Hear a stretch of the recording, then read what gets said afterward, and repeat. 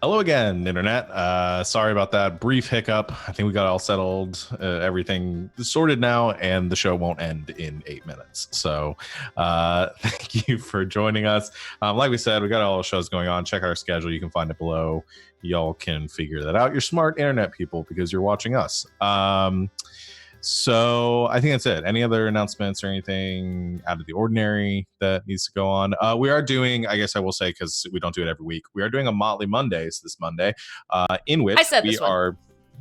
You did say this one? Yes. I was looking at something else. I know you were busy. Okay. Yeah, we've announced that. All right, moving on. Let's get back into the game.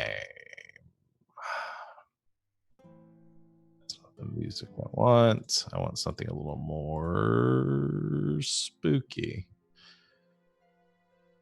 There we go.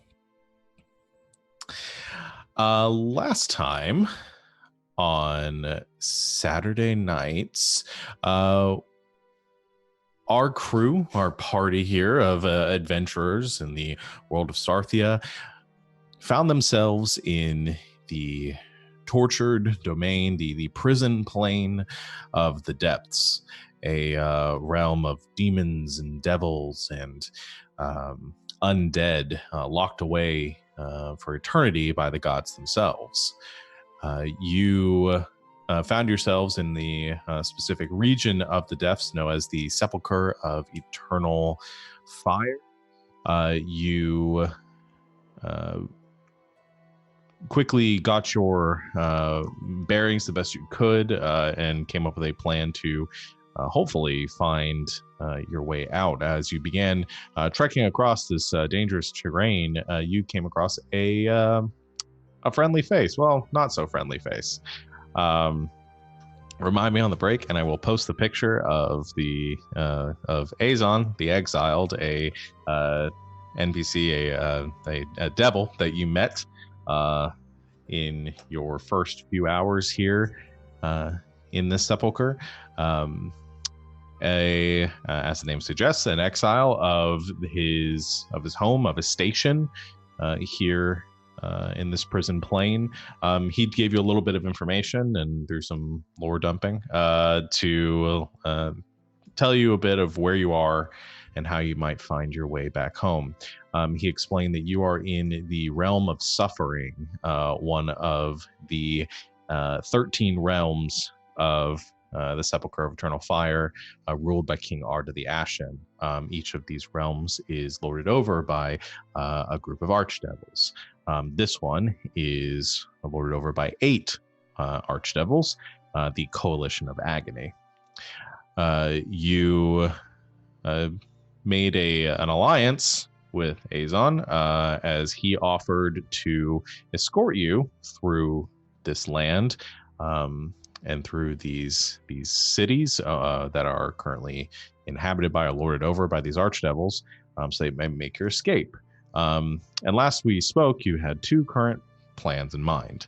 One was potentially this portal that you came through, that the devils on the other side of the material plane had absconded from the depths through, that it may still be open at this point. You might be able to escape through that.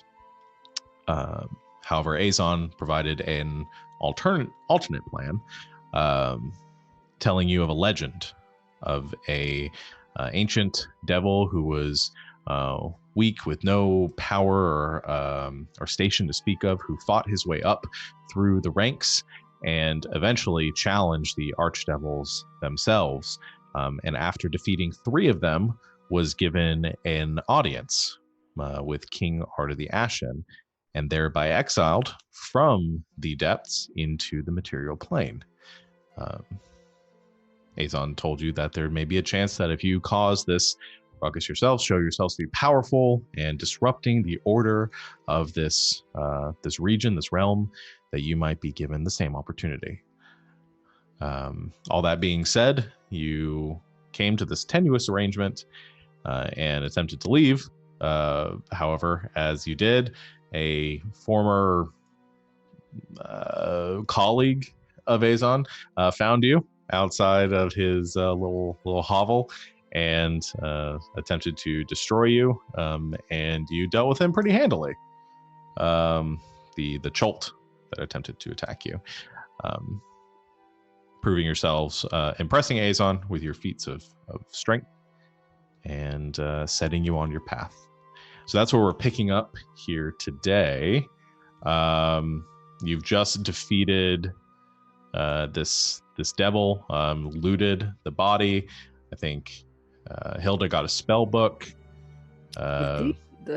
Somebody picked up the glaive-ish weapon that the creature was using. Yeah, we were considering taking that, but isn't it like 10 feet, 15 feet long or something? Very big, yes. It's a very, very big weapon. Not magical by your identification attempts. Could be valuable. Is a nice piece of equipment, but is not, would be difficult to lug around. Mm-hmm.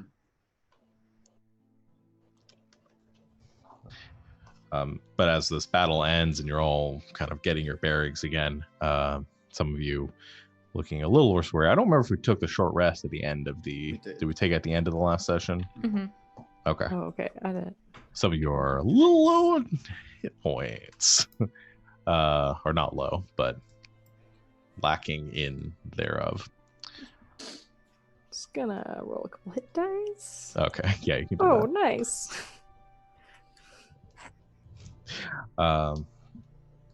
But Azon says, well, now that we've dealt with that, we should probably get moving, right? Yeah, it's probably not best to stick around here. I'm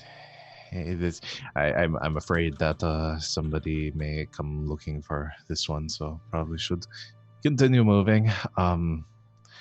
The Iron City is only a few hours from here, and we can test your mettle against Tolman Iron Eyes there.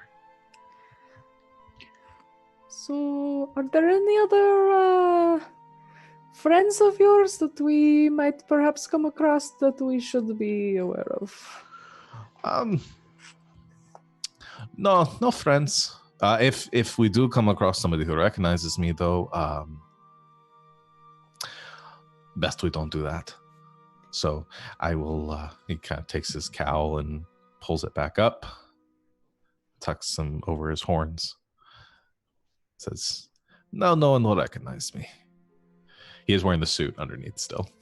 I forgot about and that. the ascot, because that's... Yeah. I don't want that back. Okay, well, there's a chance if something comes up, maybe next time I can sort of help disguise you. Oh, temporarily. good to know. That would be good once we get to the city, because somebody will recognize me there. All right. So we can come up with a better plan once we get there, and I can show you kind of what's going on and what you can expect. All right, lead the way then.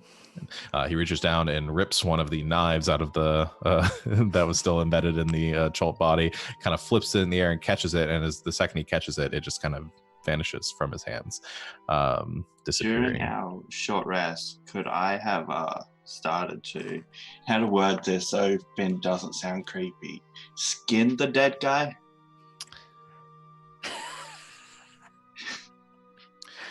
I don't think there's a way you can say that without sounding creepy, but you've said it. Yeah. So it's happened. Yes. Fire resistant. So I'm like, let's make fire. Let's wear his skin. Sure. Yeah. I mean, less in a- than skin the living guy. yes, it would be less. Yeah. Okay. A bit. Yes, you can do that. If you're looking to harvest it as potential crafting components for for magical item crafting. Yes, and that would definitely reduce the cost to do that later on. I will have you roll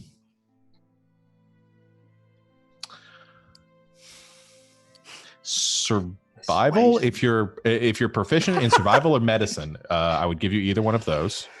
Okay. But using your dexterity instead. So essentially dexterity plus proficiency if you are proficient in either survival or medicine. Okay, do I have... Dexterity. Okay, so I'm just going to use my sleight of hand roll because that's just a regular dexterity check. And I will say before you roll, I'm assuming none of you are sort of leaping at the chance to help with this, but Azon will kind of like taking one of the knives and be like, I can help you with this if you want. Yeah. Let's go, friend. Not so much a friend of him. I think Chad would consider it, but kind of looks at Jules and is like, is this cool?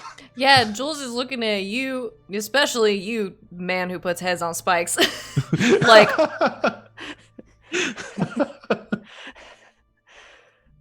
You're just looking at you like butcher. Like I'm just full on just. Azon's like, but he's not using it. I'm just gonna turn my back and just look at this book while you guys do that. It's like sort of gagging. What is it?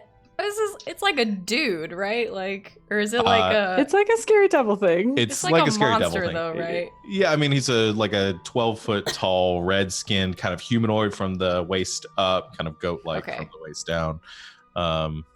Then probably a little less horrified, but still is like, nah, dog. Yeah. Yeah, so Azon will assist you and give you an advantage. So I have, okay. 14. 14. Okay. So you do kind of, it takes a little more butchery than deft skinning, but I think you do get enough. I'm also going to have you make a wisdom saving throw. Oh. Why am I getting wisdom saving throw? Hold on. I have something in regards to that. Somewhere around here. Can I use my reaction to gain advantage on this roll due to that? What? Let me look at it. Based on what I roll, I get to choose. You can make a wisdom saving throw. You can use your action to gain advantage on the roll. It's a racial thing. Yeah. Yeah. I'll let you do that. Okay, but I can choose before or after roll. So let's see what I get first and see if I like. Yeah, I'm going to use it. Okay. Shit. Oh boy. Perfect. So that's a 12. You finish this, even though the creature isn't alive. I mean, this is a very brutal kind of. I'm precipitating myself afterwards. Like, yeah. That's No, it's fine. You're clean with it. But after you finish and you pull across and you look down at the body, there's something like, I think it almost makes you a little nauseous for a second, but there's something about that you really enjoyed. Okay.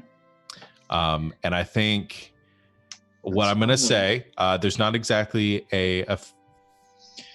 there isn't necessarily a permanent condition at place here, but while you're in this place, those sort of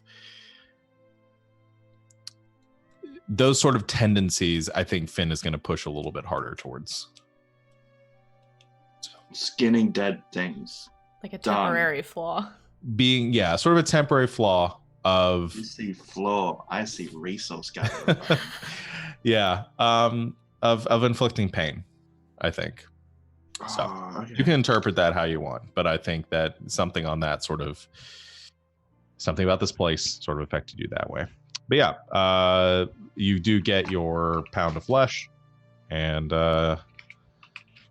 we can continue forward. Okay.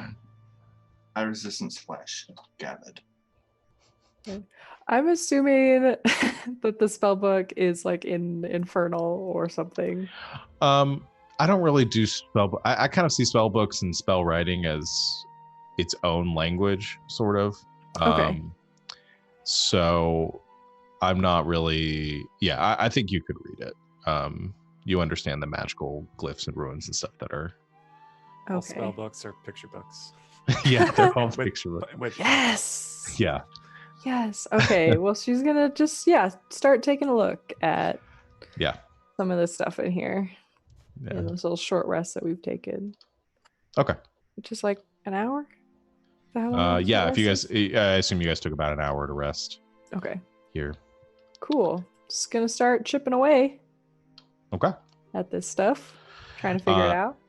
And one last reminder, just so remember moving forward, it hasn't affected anything so far, but remember that all magical healing is going to be at a 5 penalty. Straight up has affected stuff so far. Yeah, but I mean, if you do any magic healing later on, I just wanted to remind everyone of that before I forgot that later on. Okay, that's good to know because I have only one healing spell, but I'll add a little thing to that. So I remember. So Azon sort of gathers up his little things out of the cave and throws a little bag over his shoulder, and walks you forward and heads windward towards whatever direction this might be, following his guidance and trusting Azon knows the way you're going. But the wind is at your back, sort of pushing you onwards. You As we travel. set out, I am going to pull out the bag of tricks. Oh, yep. Here we go. Here goes. Maybe it'll make travel a little easier. Well, we do have a Gina. Okay. We also have a boar and a panther. So a boar, a panther, and a giant elk, Gina. All right, I'm gonna drop those onto our little thing here, so we have those in play. All right, so let me give some descriptions of these as you throw the 3 creatures. Draw the 3 creatures from your little bag here. The first one that comes out, you said, is a boar, a panther, and the giant elk. Yep. Okay. You draw the boar first, and as the fur kind of molts away and the creature forms, you do see the general sort of shape as a boar. Most of the anatomy is what you'd expect. The hooves are a little bit bigger and kind of jagged. The tusks are much longer and kind of have these barbs coming off of it. And the fur is matted and sort of kind of molted away in most places, exposing like this blackish skin across, almost like just tanned leather across the boar's body. It also has sort of glowing reddish eyes. The panther kind of looks in much the same way. The fur is matted. It looks kind of oily. It actually kind of has this sheen. It almost looks like it has this sort of viscous material kind of across its body, like it looks slimy to the touch. It has 2 tails instead of 1, and instead of the 2 kind of greenish yellow eyes, it has 1 eye in the center of its forehead with a X pupil on it that's this red, kind of glowing red color. And then Gina comes out and it's like totally normal. Doesn't even look any different, except the only difference with Gina is there are skulls that are sort of embedded or growing out of, you're not sure, all along the antlers, the horns of. That's good. And yeah, otherwise she looks totally just the same. Gina, is that your way of keeping track of your kill counts? Are those the bandits from the Umber Hawkers? You just see a bunch of like little hatch marks in the horns too. Gina just gives a nod. You shits and you're taking people's heads. This room does such weird things to magic. Do you guys mind if I sort of ride on the board while we travel? By all means. I will do a couple quick, just like basic commands, make sure they still follow orders as they're supposed to. Yeah, they still do what you say. You have them line up, they do a salute, whatever you want them to do. Yeah, you don't have to ask us permission. I think you just have to ask the boar. Got it. Kind of like goes up to the board, be like, can I? Like goes to like get up on it. Nice pig. Okay, and then she's just gonna kind of keep reading actually the spell book. It's like starting to get a hang of one of these spells, so. There's 2 things I can do. It's chicken noises and pig noises. That's a really good pig sound. Those are good. Good little snuffling. A good I pig. wish there was a chicken in this bag of holding. You start have a free chicken I mean, with there every could third be. with every third use of the bag. Let's use the giant elk stat block, but it's a massive chicken. It's a chocobo. Yeah. Hey! All right. So Hilda mounts up on the boar. I assume somebody climbs up on Gina. Unless you just walk along with her. But either way, you all mount up and begin your trek towards the city, where Azon is leading you. And after a couple hours of travel, and you pass just this bleak landscape and these jagged cracks, occasionally you're having to serpentine and kind of take like a circuitous route to avoid these fissures in the ground where magma is just pouring out of and then sort of immediately cooling down in the wind.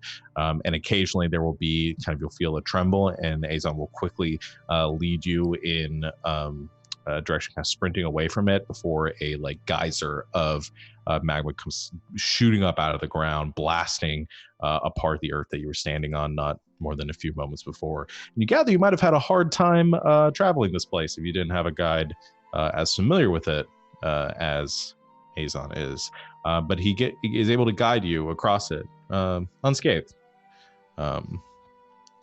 And eventually, after a few hours, you pass between a row of more of these jutting spires, these rock sort of stalagmites jutting up out of the ground.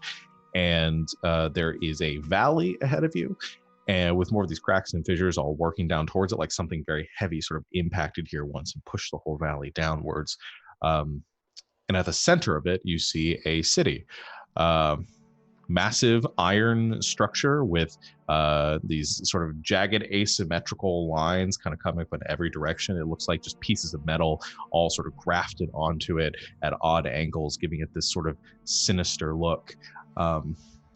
And a few dozen roads, all in trails, kind of all leaning towards the footpaths leading down to the city. And you catch this on the wind, the sound in the air as when the wind dies down, and you catch a sound coming up from the city of this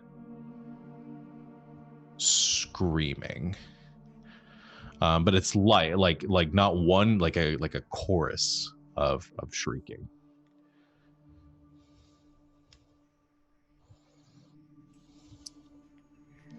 It's always like that. Azon turns back to you with the smile still on his face and says, is it always like what? Does the screaming just kind of fade into the background? Oh, yes, you get used to it after a while. It's just sort of... It's Dolmen's thing, I guess. Each one of the cities sort of was built takes on the characteristics of their master. Tolman thrives on fear and suffering.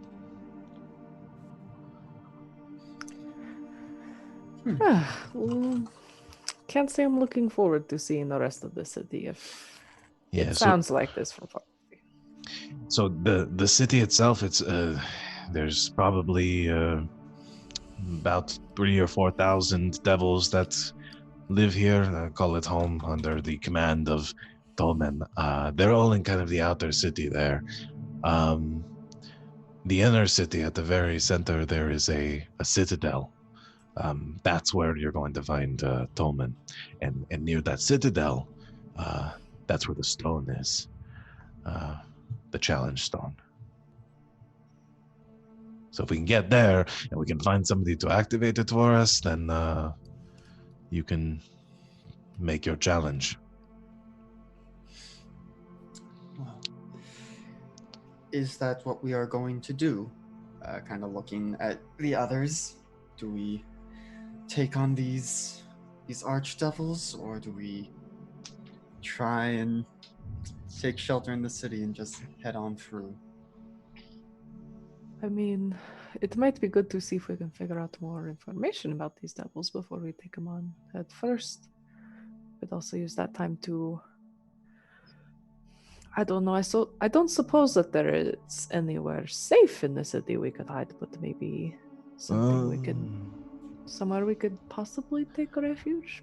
I might know a few people that are recently died that their homes would no longer be in use. That's good work. So Just maybe as like a home base somewhere we can hide out and figure yeah. out. I'll what I'll do is once we get there, I'll scout ahead and I can get our passage. I can find the place for us, and that way you don't all need to like run around and worry about getting caught. I'll find us a place to lay low, and then we can make our plan there. If you're not wanting to challenge the archdevils and go that way, and you're wanting to go find Sarthia on this portal that you were talking about, we can do that too. We're just gonna have a harder time getting there if we're on our own. I The would good thing is, personally vote for inflicting fear and suffering on this guy.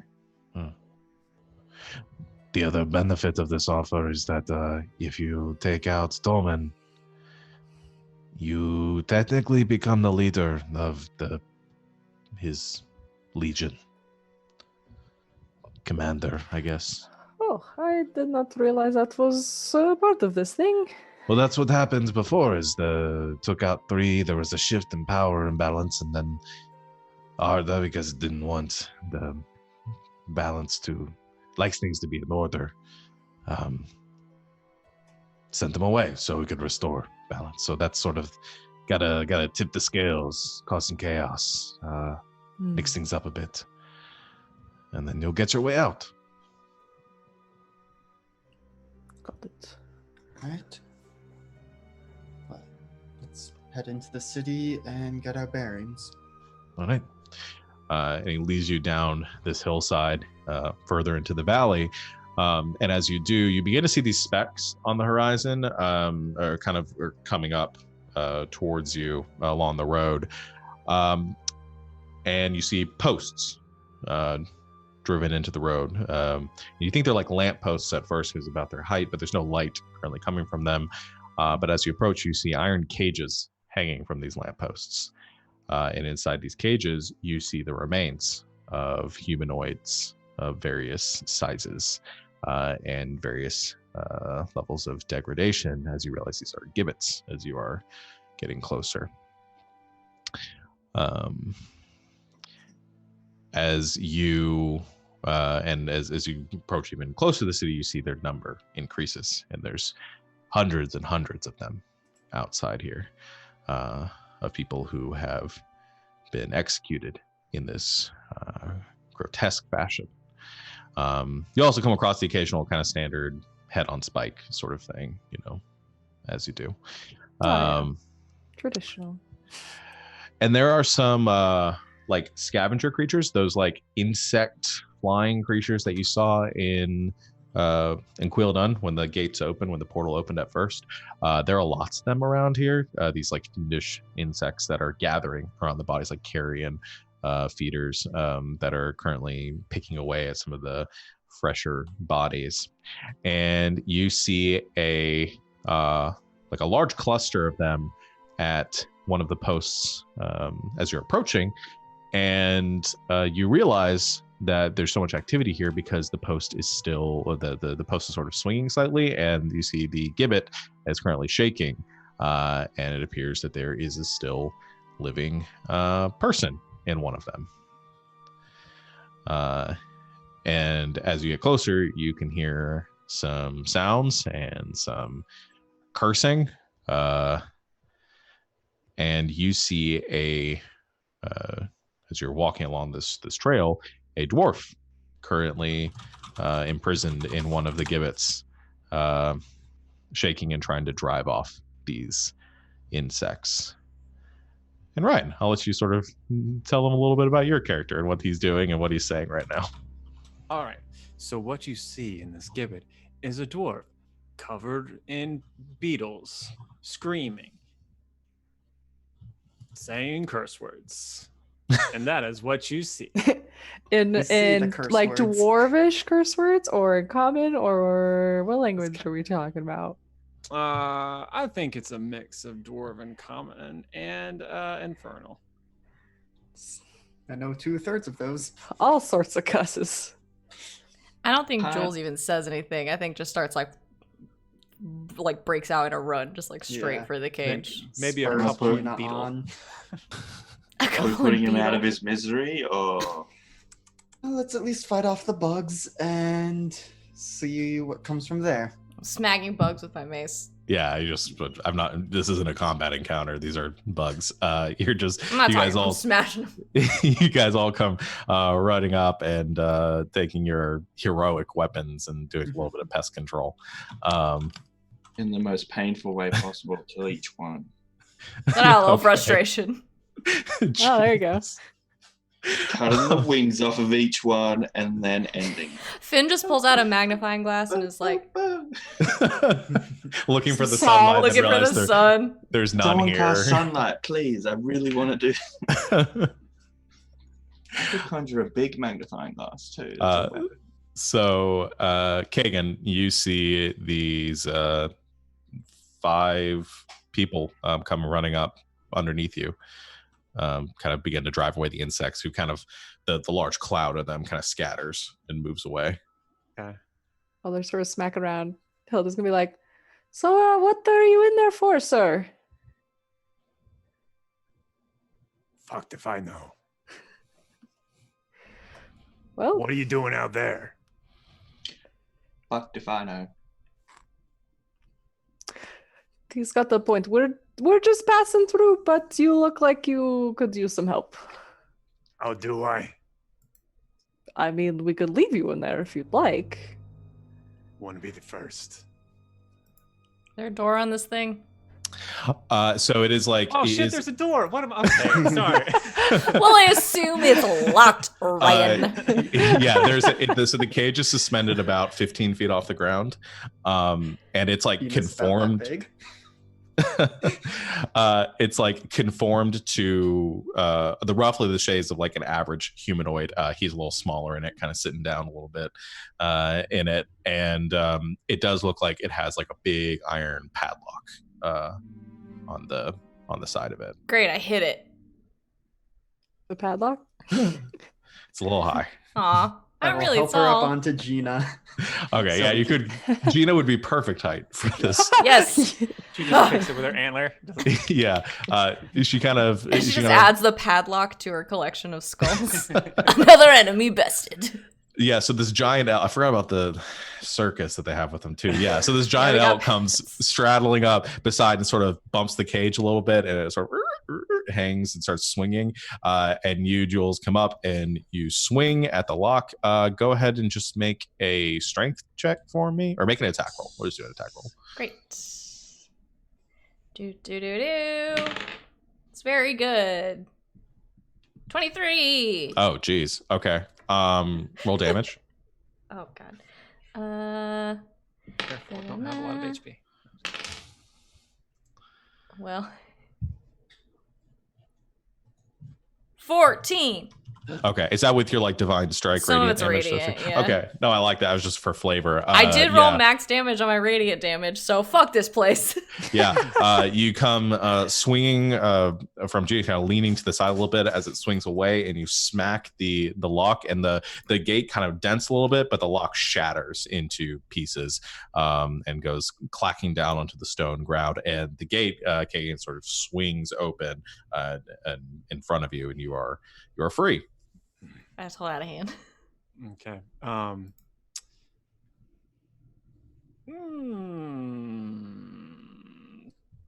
Does ignores the hands.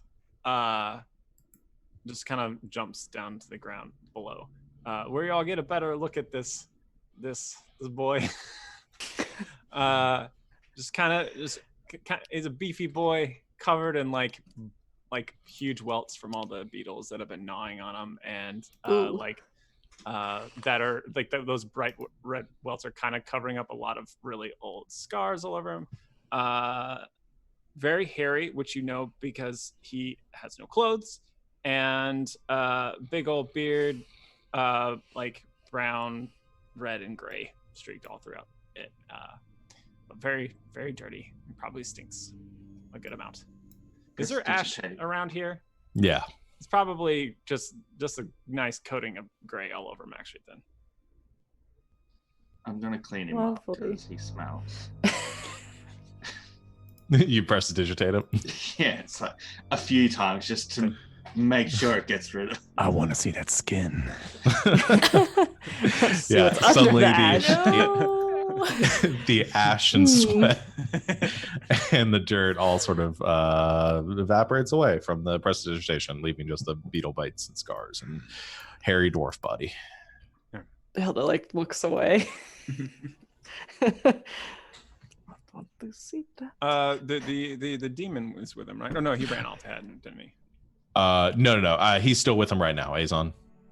But he's got his hood up and stuff. Yeah, he's got his hood up. I think from your vantage point now, you can see some white like markings and kind of the horns jutting up. You also see Chad, who is Yeah. I'm looking. Can I just roll an insight check to get a sense of how suspicious I'm going to be? Sure. Of the jump. Yeah. I roll a natural 1. Yikes. Oh, great. Another dwarf. Also, don't forget, I think I accidentally put your sheet on the hidden rolls, so you can I turn see those that. on if you want. I forget how to wait. Always whisper rolls. Okay. Never whisper rolls. Okay. Ooh. Yeah. With that roll, you look. You don't really get a sense of their motivations at this point. It's a lot of very well armored people, and 2 people that look kind of like devils. Okay. Amongst them. I kind of look around for something that I could use as a weapon to defend myself. So there's this along the sort of base of the gibbet to sort of you gather probably prevent people from climbing up. These like the posts here. There's a couple of these spikes and then like blades on the side of them. There's like razor, like just sheets of jagged metal jutting up from the off of the sort of bound wooden post here that you could probably rip off and use as a weapon. Okay. Can I attempt to do that? Yeah, make a athletics check. Okay. Athletics. 21. Yeah, so you just grab the wood and just like rip it off, and this long kind of shaft of the post here comes off in your hands. It's jagged and splintered, and then embedded in it, kind of coming out the other end as the anchor point is also ripped out with it.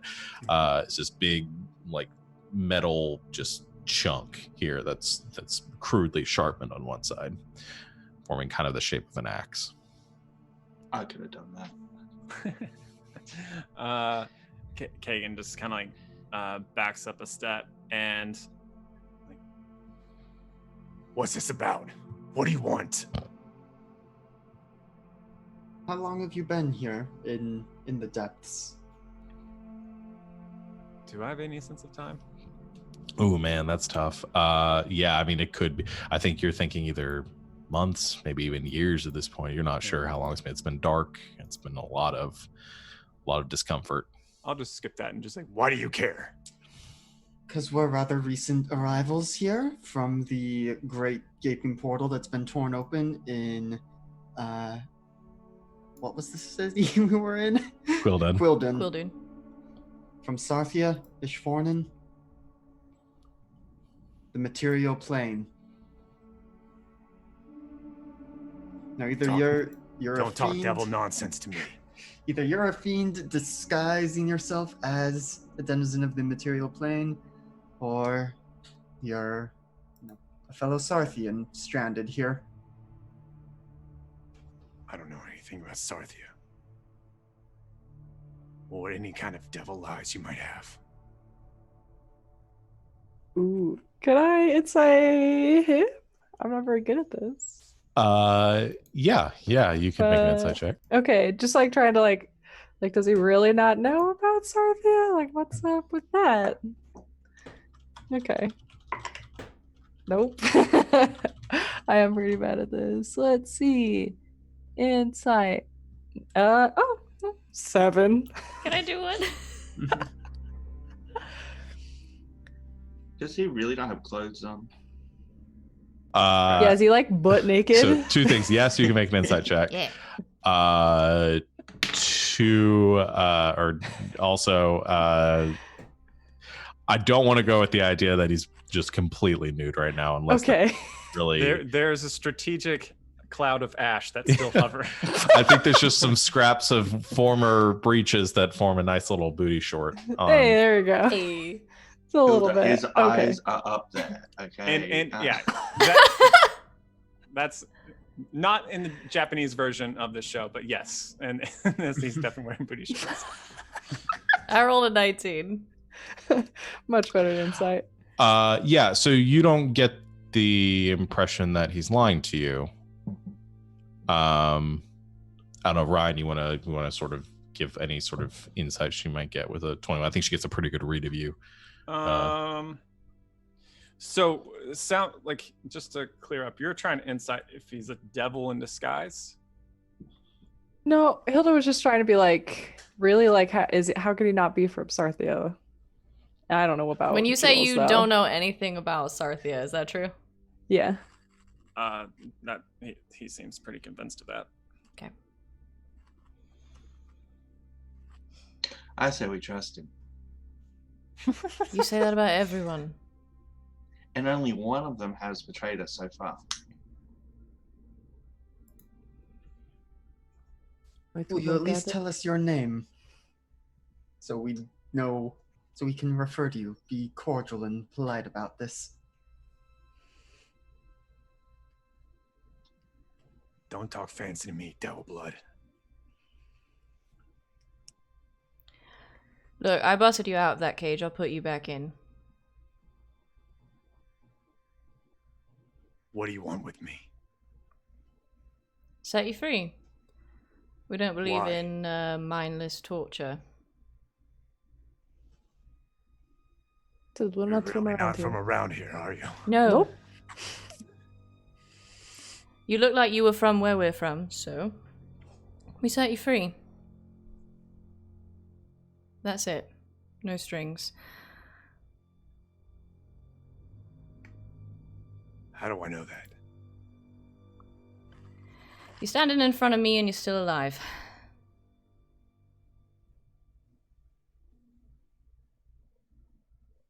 I've been in that cage for I don't know how long. Devils come by all the time. Cutting, poking, making me see things, hear things, feel things. They like to mess with your head here. How do I know that's not what's happening now? That's up to you. But I don't look like much like a devil, so. They do that too. Well, we're going this way, so. Do Where what are you want. going? You're out.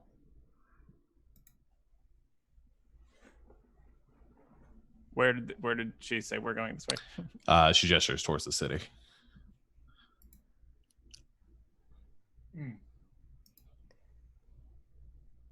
Why? I want to get back home. What makes you think you're gonna find it there? We're gonna kill a bunch of devils along the way. At least 3. 4, because we already killed one. That's true. We could start keeping a tally. Good math. Got his Finn. flesh in my bag. Right, let's just not say those things out loud. Let me see it. Okay, I'll show him the flesh I got. I got a new friend, everyone. Oh no. Somehow you're always the one that makes a friend, even if it's with your weird flesh bag.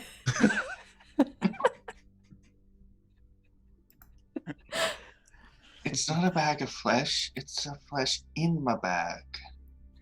Gosh. And you people make charisma your dump stat. Charisma's 20. Come on. It's a Yeah, I know. Mine's a 6. So, sees the bag of flesh.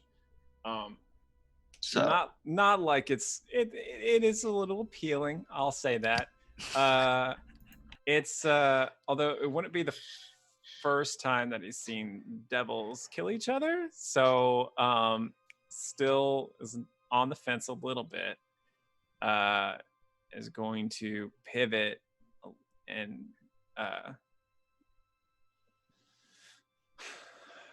it's just kind of like nodding towards Chad and Azon, just like, Why are you traveling with them? Well, that one's in exile. The other devils hate him. We're gonna maybe help with some minor revenge. We've already done a little bit of that. And I mean, I'm a tiefling. Never been to the depths before, but you know, great grandma apparently is from these parts. Is it that many greats? We should figure this out. We need to plot your history. I can try to clear up some of this. I can understand some of the things they may have. I can clear this up. Killed. Kagan notices him for the first time. He's like, ah! God, that actually scared me so much. I love this soundtrack It's just for that one worst. Every time. He says, I can clear some of this up, friend. I can understand a little bit of what they've done to you here, and it's unpleasant. Trust me, I've been there, seen it. I have no love for my people or this place now, and they're strangers not from around here either, much like you. You're probably going to die if you come with us, but you're going to die if you stay here too, so. At least if you come with us, you might be able to dish it back a little bit first. And I know healing spells, so. Ish. Hey, that's my last name. Oh, God. We're not getting into this who's on first bullshit here, all right? all right, so after that, Kagan just like kind of grips the kind of torn metal in his hands and just. All right. If it's killing devils, I'll help you. Excellent. Do you want a better weapon than that? Yeah, we've got like so many. I have 3 spears. And about, I'm assuming. And what those he are just has- the ones I tell people about. What he has worked out to maybe a battle axe or something. I think we're going with great axe with it. Okay. All right, then I was, It's a I was gonna offer big my boy great weapon. sword, but great axe is Did they comparable. take Spinebreaker's axe from me, or did I keep that? Because it's still in my inventory. Oh. I don't think they had any reason to keep it. I have a great axe. And it's called Spinebreaker? It's from it used to belong to a man named Spinebreaker. Called? All right. Sounds Great. good. Great, I just carry this thing around. I totally forgot about it. I don't have know a where you suit were that'll keeping fit it, you. but Great, I'll just Okay. pull it off my back. yeah, I mean, it's not like much cleaner looking than the one you're carrying No, it's now. got some spooky talismans wrapped around it, remember? Yeah, but it does like it's a big chunk of like dark wood with leather wrappings around it, and it's got these like bone talismans hanging off the head of it, and then a big sort of obsidian blade. This seems like your style.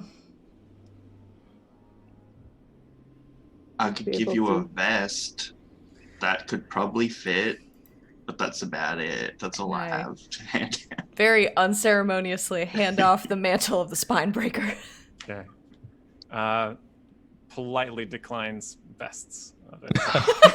I think Finn's pretty good at sizing people up too, and you realize that with his chest, it probably wouldn't fit him anyway. So He would have looked like Aladdin. Okay, would have been amazing. yeah. He just ripped it the first time he Hulk smashes. All right, cool. So you Great, I guys, hand I off don't this have axe. mending yet. yeah, you've got Spinebreaker's axe, which is a great axe. Did I say last time what it was? No, you just told me it was a regular great axe. I just had Yeah. Spinebreaker's great axe and talismans Yeah, just I hanging think it was- out in Okay, my okay. backpack, I Yeah. guess. It's just a It regular. should- Okay, cool. It's just It's just got a name, which means Yeah, it's it's great. fancy. Okay, so as for this little exchange, Aeson says, "All right, well, I'm going to head towards the city, and I think we all shouldn't go in at once. It's going to be a little more suspicious that way. Can you do you said you could do something to disguise me? Do I have to stay I with you? can, but it doesn't last for very long. Maybe like 10 minutes or so. I could do it a couple times, but I would have to be with you. 10 minutes should be enough. Let's get closer. Okay. Just before we get into eyesight of the gates, I'll go in first. Y'all should probably split up to like 2 groups or something. Yeah, again, smaller, more conspicuous. Good idea. And I'll meet you within the walls. Just take a right as soon as you come in. There's should be, if I remember right, there's a little alcove about 100 yards, 200 yards off that direction. Just wait for me there, and I'll meet you in a minute. Good question. Are animals normal? Looks over the 3 of them and says, For you, there's a cat. I don't... Well, I mean, I could hide Banger. I've never seen any creatures like this, if that answers your question. It could be a circus. I like this plan. Okay, so Hilda's going to, when we get closer, gonna cast a major image on Azon. Okay. So let me click it. It lasts for 10 minutes. And it seems completely real. And just gonna make him look just not like himself, but maybe another kind of freaky devil. Okay. Yeah, maybe like sort of like changes like his coloring and kind of Okay. various things to make him not look like himself. Yeah. So instead of that white coloring, he's more of like maybe a reddish hue. Ooh, yeah. Horns change a little bit in their size and color. I mean, his facial features change significantly. I think it looks like an entirely different devil now.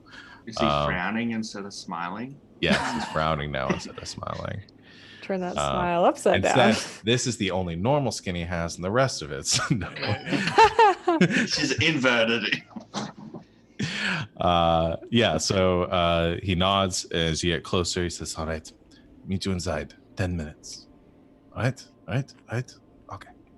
And he heads towards the gates, and you can see kind of around the corner, those of you that are watching, he walks towards, and there are the gates of the city, big iron black gates that stand kind of partially open.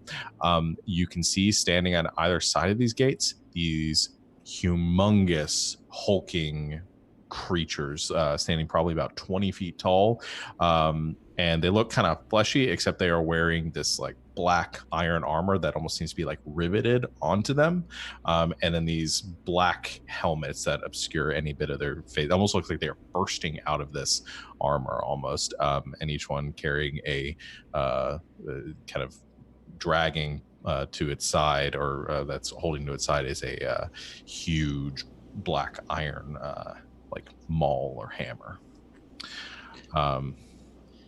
There are some smaller devils by the gates too, but these ones are the most noticeable. And Azon moves towards the gates, and he doesn't seem to slow down. They don't seem to really stop him. Just kind of walks right in. Well, that seemed to work. With Creepy Dude gone, are we going to get vials of Chad's blood now?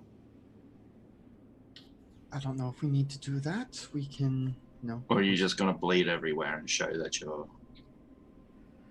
I mean, that might be like opening the portals. He just has to use a little bit of blood on it. But I guess Finn's point is if we get the blood now, and that way it's not going to be super obvious that I'm the one with the bloodline. I could just say I cut Actually, multiple very people on the way in. clever. I'm more than just a pretty face, everyone. And no offense, and I'm an trying to be excellent morbid, butcher. but if something happens to you, I've got all kinds of magic, but I don't know what it's gonna do here. So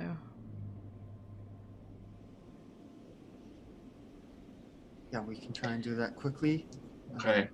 I'm gonna conjure a dagger and get ready to cut with a grin on my face.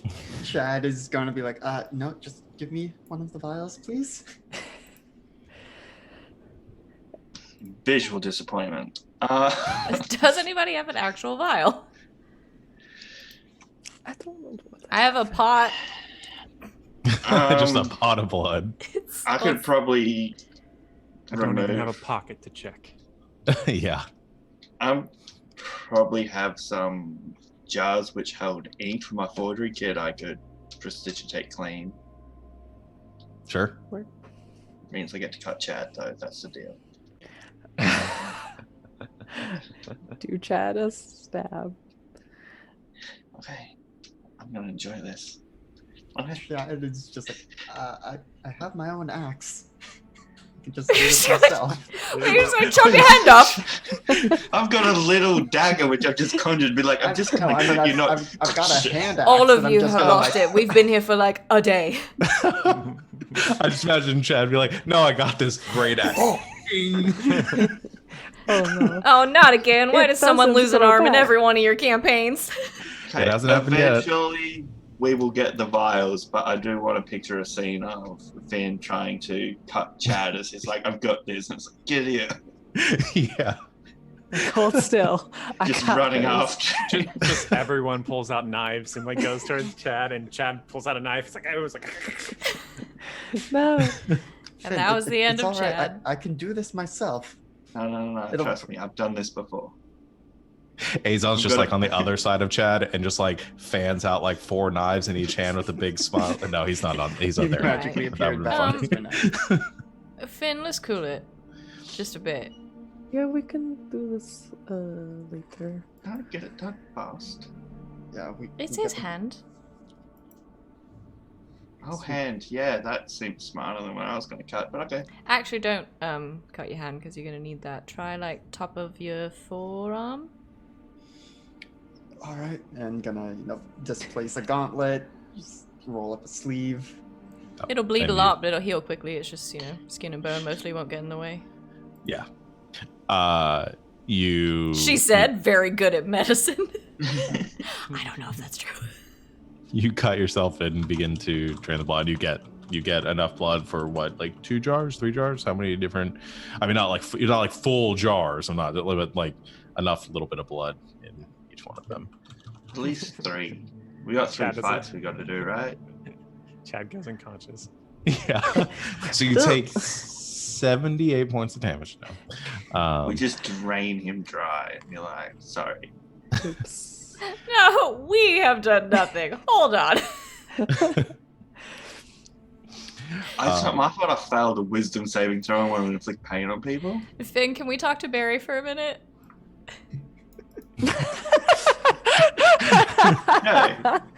No. Can't play character. Alright, well, while this is happening, maybe some more of us should head inside. I'm worried about this spell ending. Yeah, why Somebody's don't got eyes you- on. You 3 go ahead. Jules and I will catch up. We'll give you the panther and the boar. No Yeah. offense. I'd rather split you and me, Chad, between the others. Fair enough. Big armor, big weapons. I'll go with Hilda. I'll stick with my buddy, Chad. And we still don't have your name, sir. Looking at Ryan's unnamed character. You didn't. I don't remember him No, he giving hasn't, his he hasn't given name. his name yet. So it was like sort of looking pointedly at our dwarf associate. Unless you want us to just call you dwarf.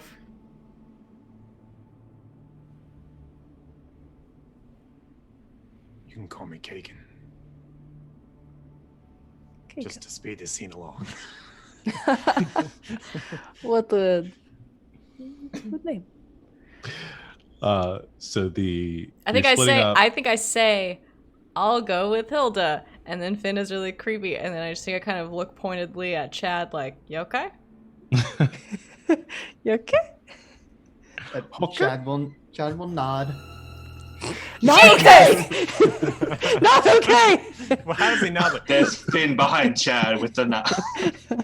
Oh my gosh. I love Great. that so much. Just the tension of knowing that song. Okay. So let me get the breakdown here so we can move this along. I've got. We don't want to know if Chad is actually okay with this. I Oh, mean, I yes. think Jules thinks like, yeah, Chad could chop Finn's head off in like one go, but she's like, you okay? I'm It's pretty okay. certain I've beaten twice in our 2 fights so far. So let's. Oh. Jules wasn't there for one of them. Undefeated. Do you You look two- okay? You two go ahead. We'll catch up. We'll be fine. I'll do the whole buddy arm over his shoulder. Knife in one hand. Gonna pluck the dagger from his hand and just like hand it back over. I'll unconjure the dagger and reconjure my gun. Okay. Do- So me and Hilda. All right. And maybe, Yeah, Kagan, do you want Again. to go with the Kagan. first or is he group, going is by it- himself? Does he just leave? I'll just go now. Sure. I'll go Right. now. All right, so Oh, the three of even you better. go head towards the gate. The people and who love chopping just off wanna body parts clarify, get to hang out. because this is the important part. One, are you guys disguising yourselves same way, or just going in as you are? I'm going in with Spine Breaker. Yes. And I have nothing else on me. So Yeah, I don't think there's anything I can do. Just many Except people. for like, I could use like prestidigitation to make myself more dirty. Like more like Okay. I've been here a while. I mean, I'm sure I'm already probably dirty from us traveling, but sort of. You'd be clean. Yeah. I'd keep us all clean. Okay. I Well, I'm gonna understand. unclean myself. are we gonna You're try gonna to kill soil these? yourself. Are we gonna try to Yes. fight these muffin top flesh golems? Oh god. That Kinda made the what they image look like. worse. We're just gonna walk past, see what happens. I think. Can All I, before we go in, cast enhance ability on Hilda? Thanks. I give I don't know her, what to do. just in case, I give her Eagle's Splendor, which is advantage on charisma checks. Oh, it's gonna be very useful. So in case anyone talks to us, or in case Hilda's just pretending like she belongs somewhere, she's extra good at it. Sweet. All right. Okay, so you all head towards the gate with your boar and panther in tow. And as you reach the gates, you can see the opening and these two lumbering, massive Muffin top not golems. no iron sentries here that are waiting on either side. Spilling out because they don't have the right cup size, basically, is what you're describing, right? Yeah, Okay. basically. Okay. And there is another devil that is standing by the gate, sort of in their shadow, kind of watching you as you approach, and watches you come by, and you all begin to walk through the gates, and sort of cocks his head in your direction, curiously, like he has a very intent look over all of you. And kind of sidesteps out from the shadows and into your path, and kind of comes walking up almost like beside you instead of like trying to like directly stop you, and says, "Now, what brings you to our your group here to our city?" We are looking to sell these creatures that we found. Looks over the creatures. Looks back at you. Traders. And where do you hail from? Oh man. From here and there, not anywhere in particular. Well, if you don't mind our record keeping, it needs to be in order. Can I get your names? Yes, of course. I don't have any fake names prepared, but let's see. What's a good? Hilda says that her name is Hermione. Hermione and your companions here. Camilla. Camilla? Camilla. Camilla. And you, sir. Ron. Ron. Yes. All right. Well, thank you. That is all I needed. And he goes, steps back and steps away. Make a charisma check or deception check for me. A deception check. Yeah. Let's see, with advantage. Yay. Okay, that's good because I'm not as good as very good at deception. Okay, that is a 24. 24. Okay. Jeez. All right.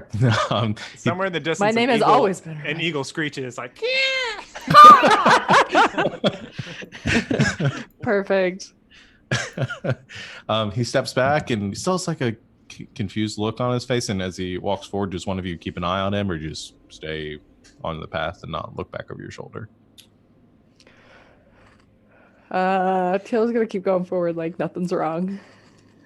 Does anyone look over their shoulder? I feel like, yeah, my wisdom's not bad, and I think I've been around here long enough to not trust anything. Okay. So, do I need to roll something to? No.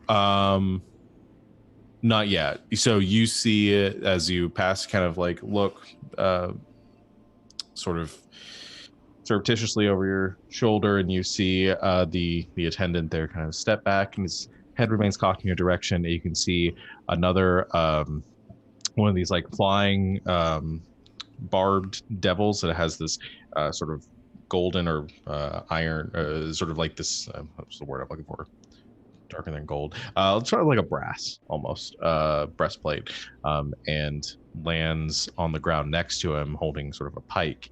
And he looks at they kind of have a quiet conversation amongst the two of them as you're all moving off, and you can see the devil sort of shake his head and go back to his post, and the creature flops up and kind of hovers up and then lands back on its perch on the wall. You don't seem to have drawn enough attention apparently.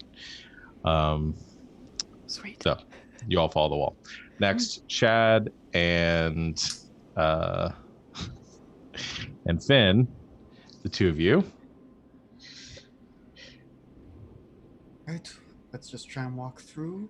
Are you bringing Gina?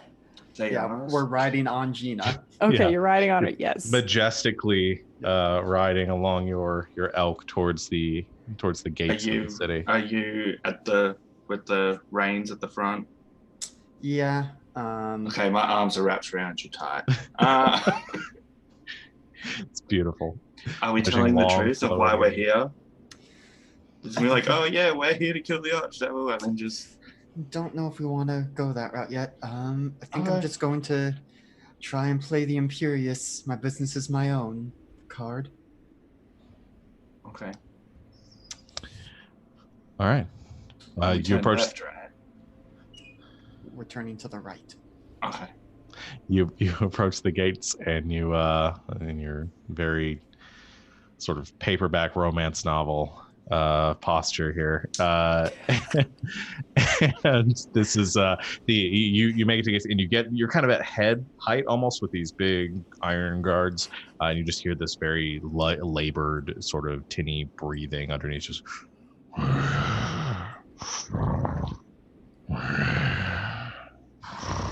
But they don't seem to change or move at all as you approach. As you sort of position your way through the gates, Gina having to turn her head slightly to get her antlers through. You see the devil look up in your direction. What I'm gonna have you do, if you're kind of trying to put off the posture and like my business, my own, I'm just gonna have you make an intimidation check. No conversation. I am good at that. 21. 21. Okay. I think he looks up from the pad and sees you and sees the person behind you and squints for a bit and just gives kind of a low bow and steps backwards. Some very good checks, guys. Sort of got around that. So we just make a right turn and you head down the gate. You follow the wall for a little bit until you do come across the slight alcove in the walls. It's sort of like a drainage area. You're not sure what that would have been built for. It doesn't look like it rains here, but it's draining something.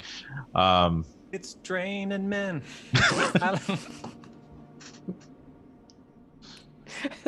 It probably is, though. And actually, as you do approach, you do see there's kind of this. So the city itself has these iron metal buildings inside that sort of cluster together and kind of push together. So you can't really see much. This oppressive kind of looming infrastructure here, spikes jutting out from the higher structures, and you get this sort of, again, the smell of rot and decay around you constantly. And you do see the ground is sort of stained with this sort of copper coloration that would indicate like dried blood. Anyway, you make it to the alcove where Jules and Hilda are currently chilling with Kagan. I'm no longer holding Chad. Okay. It's just to get through the door. It seemed like Damn it would work. My fan fiction is ruined. Little does Chad know that was a gun in my pocket. Don't worry, Jules. It's a slow burn fic. And as you all sort of gather there, we're just going to cut to Azon returning, in no longer in the form, the illusion spell having ended, casts the cowl back up, and sort of comes out of nowhere. You don't really hear him approaching. Very quiet. Very quiet guy. Yeah, he's just suddenly there in the shadows. He says, "So I assume it all went well." Yeah, we gave fake names. Didn't know they would be taking record of people's names. Looks like they didn't even stop you. Yeah, Chad and Finn. just strolled on through. I mean, you are sort of devilish, so maybe that's... If they took your names, it means they were suspicious. It's not fake names, you said? Good. Don't worry about it then. Excellent. As long as you didn't give your real names. Some poor people out there named Ron and Hermione are suddenly going to find their souls in an unbreakable contract. Oh no. Rip. That would explain a lot. Yeah. I Anyway, hope not, because I gave an actual name that Jules would know. You end up. So Azon says, "So I did find a place where we might be able to hole up for a bit. Do you want to follow me there?" Yes, please. And should I re-up this sort of illusion that I was doing? No, we'll stay off the main roads. Nobody should see us. Okay. And the six of you go quietly. I'm not counting the animals. Okay, 10, obviously. The six of you make your way through the city streets following Azon's lead, and you do begin to hear, as the wind picks up, you hear that shrieking noise, that screeching kind of coming from some omnipresent direction somewhere, and it sounds of sort of like pained screams. It's not pleasant. It is discomforting. No. I'm starting to enjoy it. Yeah, actually, Oh, Finn, no. it probably does not bother you as much as it's bothering the others. As of right now. Like this. Neither do I, but it's fun. As you are sort of wandering the city streets, it kind of doesn't. It almost seems like Azon is sort of just leading in the circuitous route, like cutting different directions, and you're getting very easily kind of turned around here, because everything is just this oppressive metal structure all around you. Occasionally, you'll hear the sound of creatures or something else moving down the street. And Azon will try to avoid that and cut his way down another sort of like side alley. And as the further you get into the city, you are seeing more of these blood stains across the ground, like pools of blood gathered around. And some of it's like coming onto the walls, and there is some more like the spikes you can see impaled on them, little remains of flesh and viscera and things like that. And it makes your sort of stomach heave, those of you with that aren't as used to things like that. Until finally, Aeson leads you to a alleyway where there is, you haven't seen doors and kind of passages inwards. They don't really have like hinged doors. There's not like a lot of privacy here, but he does lead you towards a doorway, and says, "This way. We should have some privacy here for a bit." He ducks inside. All right. All of you follow in, and on it's this small. I guess the animals can't come inside. They're gonna have to wait. Well, the smaller ones could. Gina's I'll not have gonna be able Gina to. just like bed down at the end of the alley. Okay. Gina stays outside, but the rest of you head in, and yeah, it's a small, very simple looking interior. It's sort of this alien design. Nothing here is comforting. It's all very utilitarian. Just a bare stone floor with the iron walls. There are some like maybe tables, you're not sure, or a bed. It's some sort of structure that you could put something on, and you're not really sure what's supposed to be used. But in the center of the room here, there is a very fresh looking blood stain on the ground. And Azon says, "We should be able to stay here for a while. The prior owner is occupied." I see. Prestidigitating bloodstain. It's Okay. remove evidence. Get rid of it. All right. Kagan, you should probably know that, like we said, we're going to be taking on the Archdevil who runs this town. Sort of challenging them to a duel of sorts. A 6-on-1 duel. Well, as far as we know. Don't know the exact rules of how this sort of engagement goes down, but 6 of them versus Chad. I could take him. honestly, you probably could. So, just so you know what we are about to get into. Me with a good time. Alright. Well, Azon did say we could stay here for a time. I don't know if we should... if it's possible to try the rest here, or if we should just get right to it. Does anyone need to rest? Probably be helpful for our casters. I mean... I'm fairly alright. But... Yeah. I'm in pretty good shape, but Because I have everything, so I'm ready to kill. In other words, I'm fresh as a daisy. Azon says, "It would be good to rest if you need to. We should have some time here. I can tell you what I know of the city and what I know of Tolman in the meantime, and we can prepare ourselves for this fight." is there a gift shop?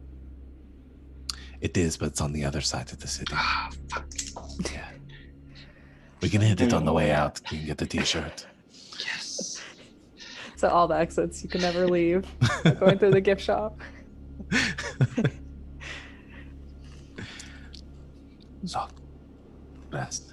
And I'll tell you what I know. Alright. Let's see. I kind of want to do tiny hut. If Probably only a just good to call. block out the terribleness of the place we are in. Hub in the hut. Okay. What do you mean terribleness? This place is actually kind of comforting. It's got I feel its. I am getting a little concerned about your. We have a bed. There's a table. We're alive. We're in good company. Okay. Well, I'm gonna set it out. You're welcome to come inside, but it's fine. Let's see. I'm trying to see how many creatures I can designate. There's like a limit. 9 of medium or smaller. Oh, okay, there it is. Okay. So yeah, all of us. Sorry, Gina. Everyone but Gina. Yeah, everybody. Gina's but already Gina. outside Yeah. down the alley. Okay. Yeah, so it's gonna like ritually set up, sort of like draws, like because it's doing it as a ritual. It's like drawing out this circle and then like doing a combination of sort of bell ringing, and cast this tiny hut. All right. All right. You all gather in the hut for your rest, and we're gonna go and take our break right here and come back for the showdown. Oh boy. So everyone. Need some epic running up some stairs by Chad. Yeah. We'll get to that in the second half, I'm sure. But we will be back in a few minutes. So hang out with us for a bit, everyone, and we'll see you soon.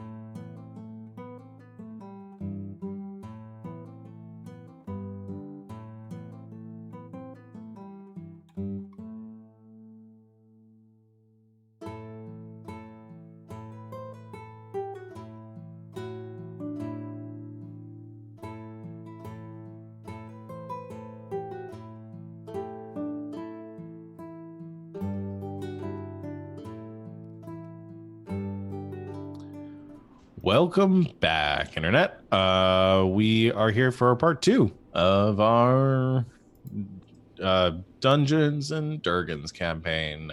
Thank you for joining us. Now for the Durgans. We are here to finish our game. Let's just get back into it before Morgan gets back and ruins everything. No. I'm just kidding. So that's how Hilda dies. Now, let's Rude. I walk away for 2 minutes and you kill me.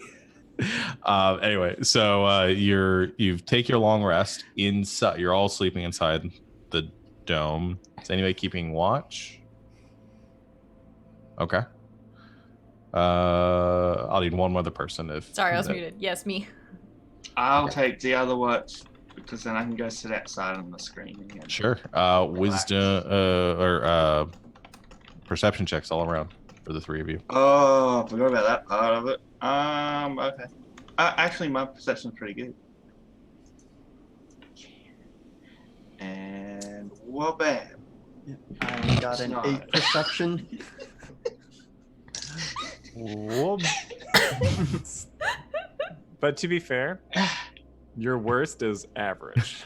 The Yeah. average human being, that's your worst. Well, my passive's 19. Can I take that one, please? Okay, so let me get this straight. You've got a natural 1 for a 10. Finn.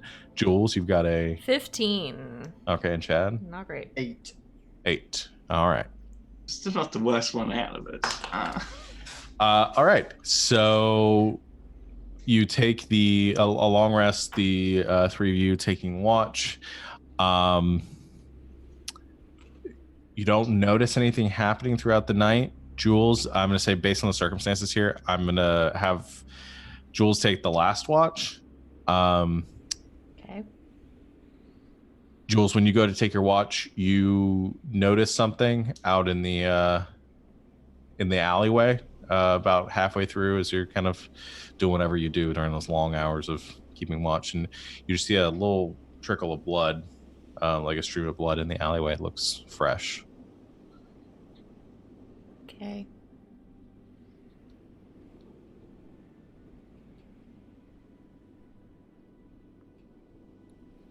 Do you check it out? Yeah, I was really Did you trying to really decide. see it?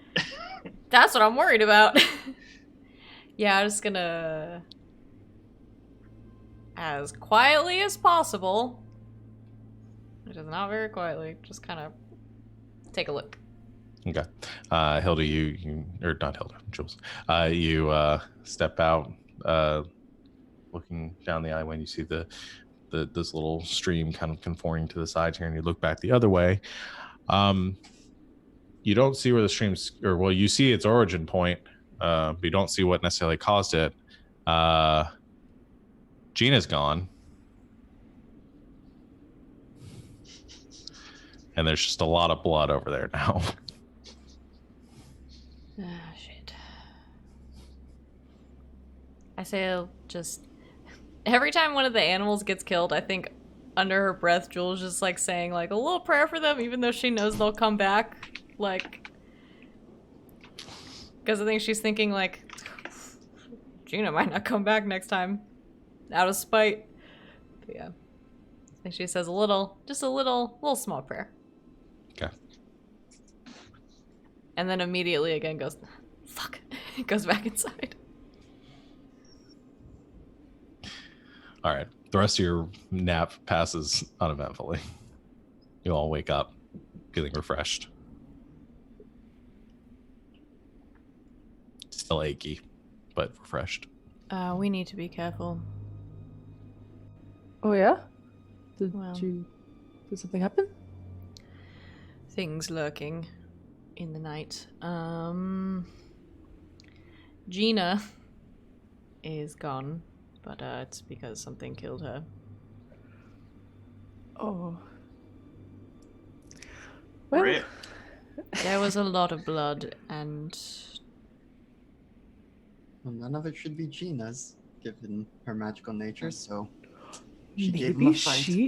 she did. yeah, and my concern is that if we show back up with another version of Gina, somewhere. I don't know. It's all very suspicious and creepy, but there are things sort of lurking around, so. Okay. Didn't happen on my watch. Just putting it out there. It's probably Chad's.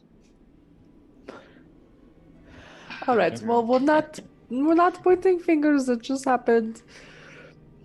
All right. So I So guess watch your it's- back, because there's killing in the streets. Is all I was trying to say. Right. I think Kagan goes out there to the blood spot and checks it out, sees if there's trails, drippage leading anywhere. If it was indeed the thing that killed or took Gina that was injured. Mhm. I mean, we don't know Gina is dead if she doesn't leave a corpse. If she doesn't bleed, does she bleed or not bleed? Like, chat. Yeah, all I said was Gina was gone. Yeah. Are the other animals still there? Or would Dawn have come around? Yeah, I'm trying to decide how long they're going to last for. I'm just going to say that they're gone at this point because we did the long rest. I think enough time has passed. There's blood, but no body. Is there drippage leading anywhere? Or a trail of some kind? Yeah, make a survival or perception. Either one. Okay. There is same for me. 23. Nice. Yes, you do see a trail of blood. It's like pretty dense at first, like a Picking this thick- particular fresh blood out of all the other yeah, blood. The yeah. rest of the blood. Yeah, Very you can. difficult. Yeah, it's a difficult check, but you Like do make out. Falling footprints in the sand in Pensacola or something. It tapers off the further you go, but yeah, there is a definite trail Okay. leading away from this pool.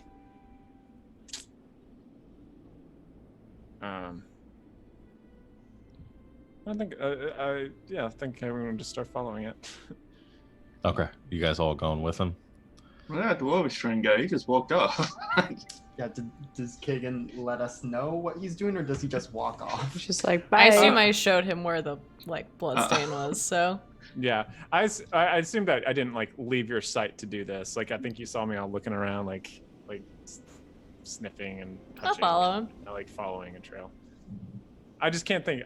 It just doesn't seem right to be like probably like, come on, gang, let's go. Yeah. I think Jules is very good at survival. I think she probably understands what he's doing. Okay. Yeah, you all got. I mean, there's not really a tent or a campsite to pack up. Demon does go driving by on his motorcycle. Those thing demons. Speed demons. Now I gotta add that. Hold on. Speed demons. All right. Yeah, you follow the trail, the rest of you coming along behind, and it leads out into kind of at the end of this alleyway, and Azog comes up behind you, and this smaller alleyway with this blood is going down, which is wider than the one that you were camping at, leads into an even wider alleyway that seems to be like a main thoroughfare of the city. It's kind of like gridded, with each one sort of feeding into a larger pass through. And Azog says, "Are we sure we're ready to go yet? That's if you go that way, people might see you, and at that point, we're sort of locked in here." Good point. How do we get to this challenge Don you talked about? It's going to be any kind of. It comes to the edge here. It says you can get a better look here. Just be quick about it, and kind of points down the road, and you can each like quickly take a look out of the darkness of this alleyway, and you can see it's not like crowded city streets, but there are small little regiments of these devils that are kind of meandering about, marching down the rows, and more of these lumbering forms kind of poof, poof, poof, walking along the city road.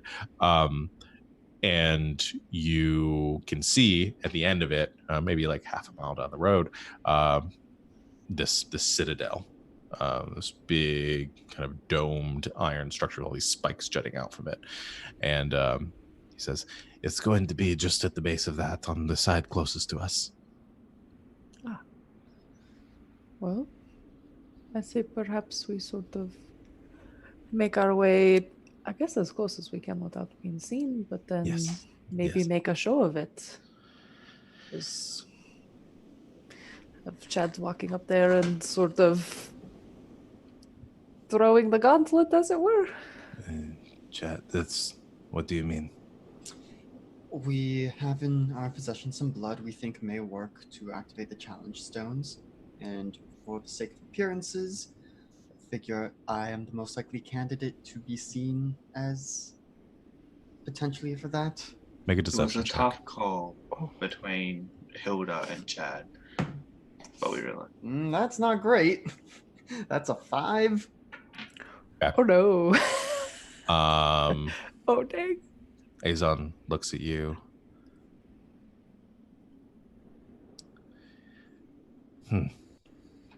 I mean, unless you Well. want to be the duotazon, but we figured as the other sort of infernal blooded person in this party, it might be good for Chad to do it. Azon pauses for a moment. There's just like kind of long, uncomfortable silence, and the wind howls overhead and says, No, it's just my suspicious nature getting the better of me. If you found something that you think might work, then by all means. It wouldn't work for me. I'm not of an appropriate bloodline. Can I insight check this fool? sure. Haven't we already inside checked him about this bloodline? No, not about that. Yeah. 23. Does he know? Is he in? Do Ooh. he know? Do he know? Let me check something. Because Jules knows that's a lie.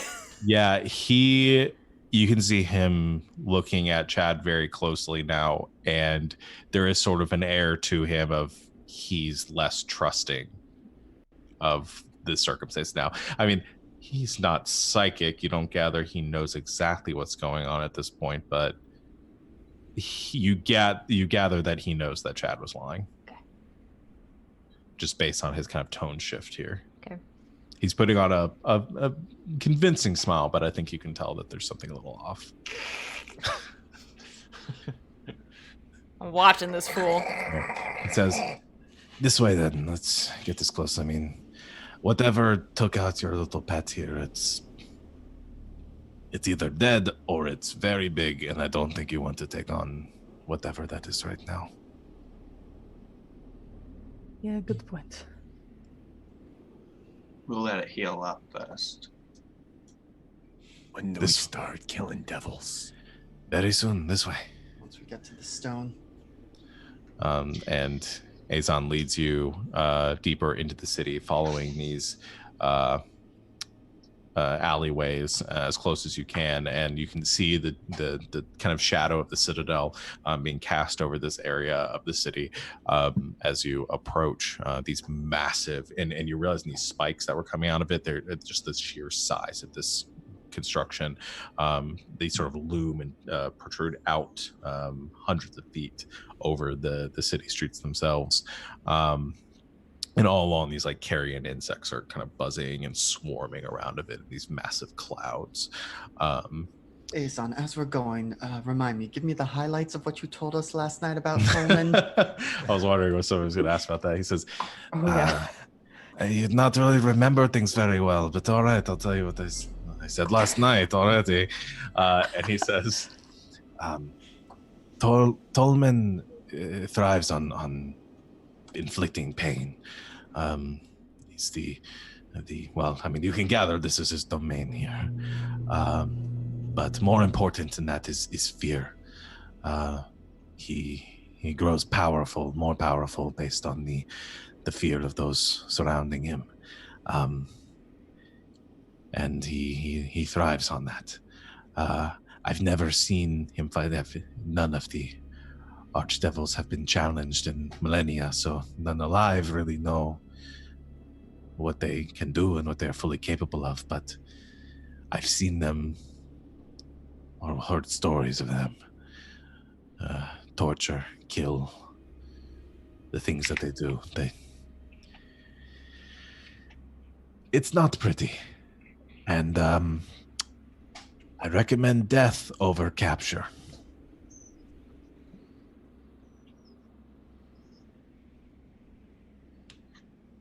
Good to know. Not gonna get caught again. I don't plan on that either. I'll make sure you don't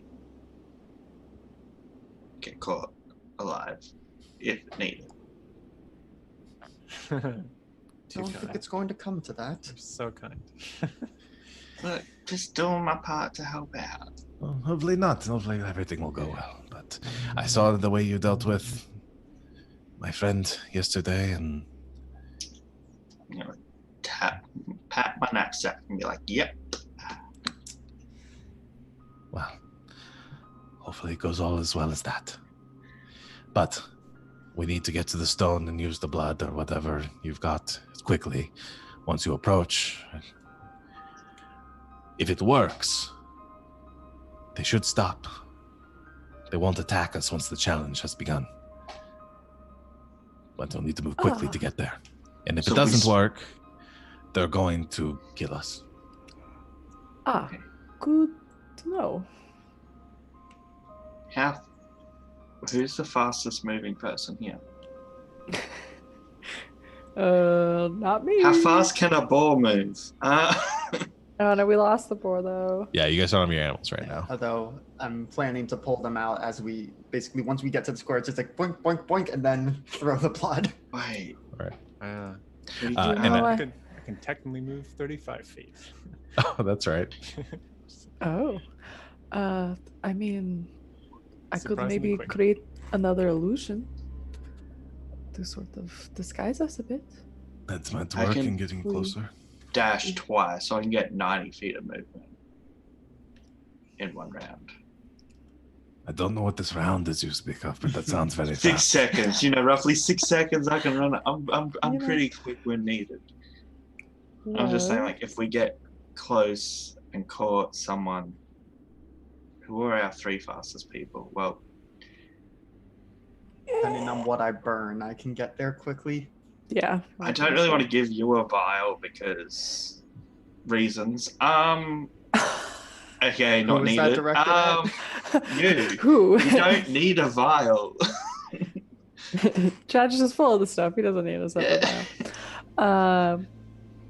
How big? I'm were those, assuming this like- conversation is not actually happening in character 'cause, No. around Azon here. Because otherwise he's sitting there it's like, yes, taking notes. All right. It's not too All far. right. How big were those like sort of those big guards? They were like pretty huge, right? 20 feet tall or so. Yeah. I'd say giant. Okay. You know, I could make like an illusion of sort of one of those guards that we saw back there that we could hide within that illusion and make our way towards the The muffin top golem? Yeah, those MTG. ones. MTG. I don't think that's what they're called, but all right, just say I whatever mean, you want. yeah, what would you call them? MTGs are fine. I'll just go with that. Yeah, I could try that. That might be able to get us closer. Can sort of disguise us. We'll look from the outside as if it was one of those creatures, although of course it won't. It's only illusion that won't hold up, so we might have to make a run for it if someone spots us. I'm gonna give 1 vial, no offense, Hilda, to everyone but you. 1 to Jules, 1 to our dwarf friend. He said he can move fast. He looks quick, not gonna lie, with his loincloth. He's not weighted Doesn't have down by anything nothing. waves. Nothing to hold him back. I just place the vial in between my pectorals and hold it that way. And as this conversation is coming to a close, you reach the end of an alleyway and Azon stops you and says, "We're here." Someday I'll have a bag. There's some kind of ancient summoning line, or is it just throw the blood and speak a challenge? I think the blood will do. I don't know exactly what's gonna happen. Never seen it happen myself. This is all legend, but it's the best shot we have. Every time. I'm never removing that, by the way, because it is so Good. Always Oh, comes in at the right time.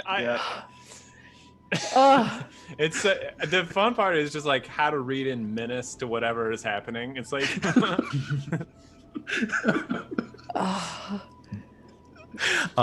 But you can everything see will be fine. you can see from where you're standing, you are as close to the citadel as you can get with the surrounding buildings, and there is a long, wide like staircase that leads up to the massive iron doors that currently are closed to the citadel, probably stretching a good 40 to 60 feet across and then 80 feet or so up. Just this massive structure that some Titan could probably call his home. You see at the base of it, there are 2 more of these MTGs standing, flanking the exterior, the bottom of the stairs, and just a little bit in front of them, there is a stone dais, kind of rough stone carved, looks like a natural structure that's a little bit out of the ground, raised up maybe 5 feet out of the ground, and then like carved through with a clean flat line, like a blade sliced through this stone. And then at the direct center of it is this pillar that you can see, and it seems like it probably has some carvings or something on it, but you can't really make it out from this distance. Can I quickly? Oh, never mind. About how far away are we from it? Probably about 100 feet.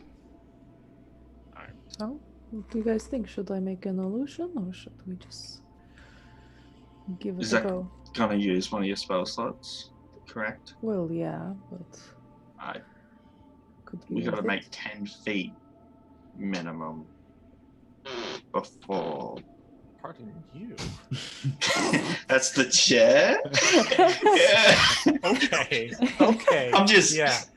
Yeah. I'm just getting ready to sprint. Just, Limbering up, stretching out. man, yoga. And how Worst far away case. are the big golems? They are about like 20 feet away from, like, past the stone. Yeah, they're like a lot closer to it than we are. Okay. I think we just risk it.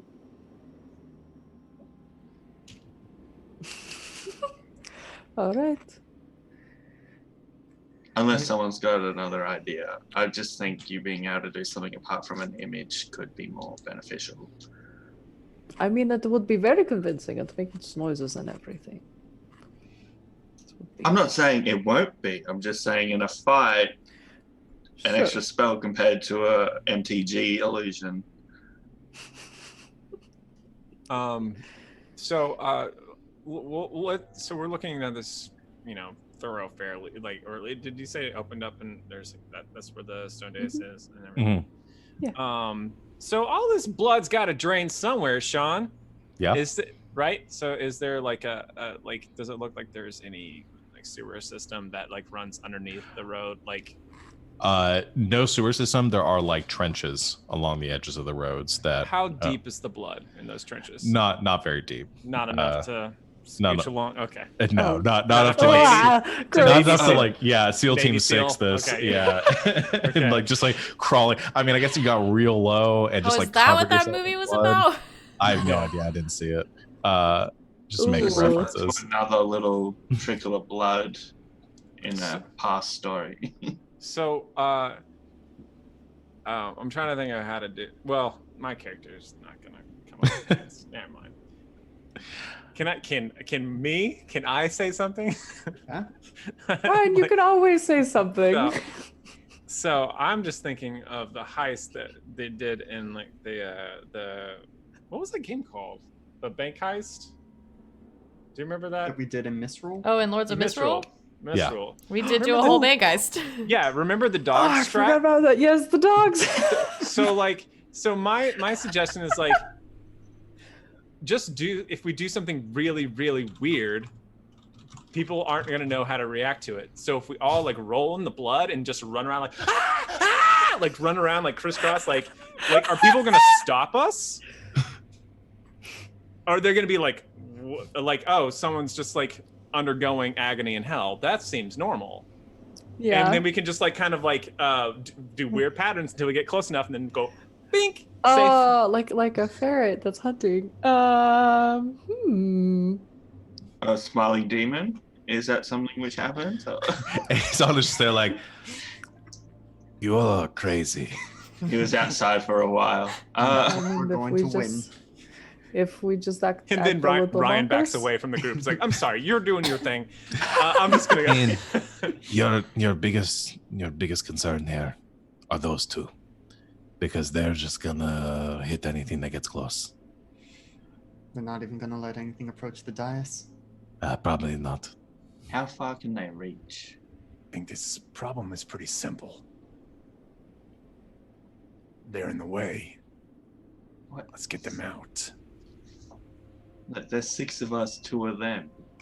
They can't hit all 6. I could try pulling Before animals out of the someone bag of hits it. tricks and seeing what we have to work with. Maybe we get Ooh. one to send as a distraction, lead them away. That might work. Like you said, there's 2 of them, 6 of you. If you all move towards it, I'm sure not all of you will get smashed. I'm looking at this. I'm terrible with names. Smiling dude, my best friend. Azon. Azon. You're part of the 6. You do realize that, right? Yeah. I'll be fine. You'll be coming up last. I can, I'm quick on my feet. I mean, I'm going to reach into the bag of tricks and start pulling some critters Sure. out. Let's go to get this out of the way. They're the ones. What'd you get? Did you get all No. genus? Almost. We have a giant badger and 2 Ginas. Oh, Jesus Christ.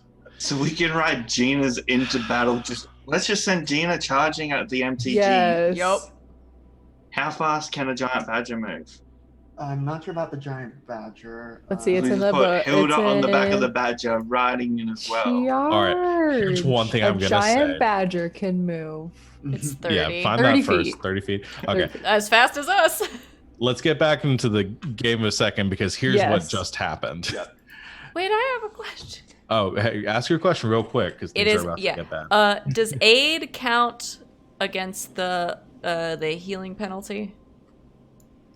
What does A do? It gives you like It additional gives hit points.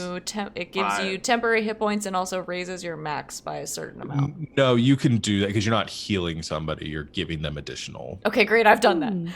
Okay, you give people aid. Boop. Um, I'll put it in yeah. the chat. So here's what happens. Chad reaches in the bag, throws 3 little fluffy things on the ground, and you watch as 2 of them poof, erupt into massive elks that can't really fit in the small alleyway that you're Oh currently no. and Are we are skewered?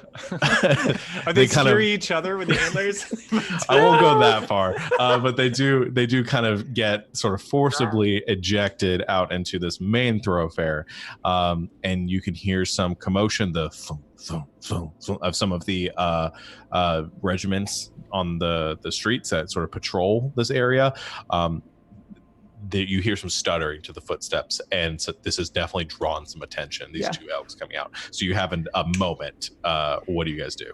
How fast is Go, Gina's? go, Go, at Gina's, the, go. go at the Okay. giant things, and then Go, I'm just gonna Gina's. follow after them. So Okay. yeah, the Ginas just start running towards them, galloping across the courtyard in the direction of the. Let me get some action music here.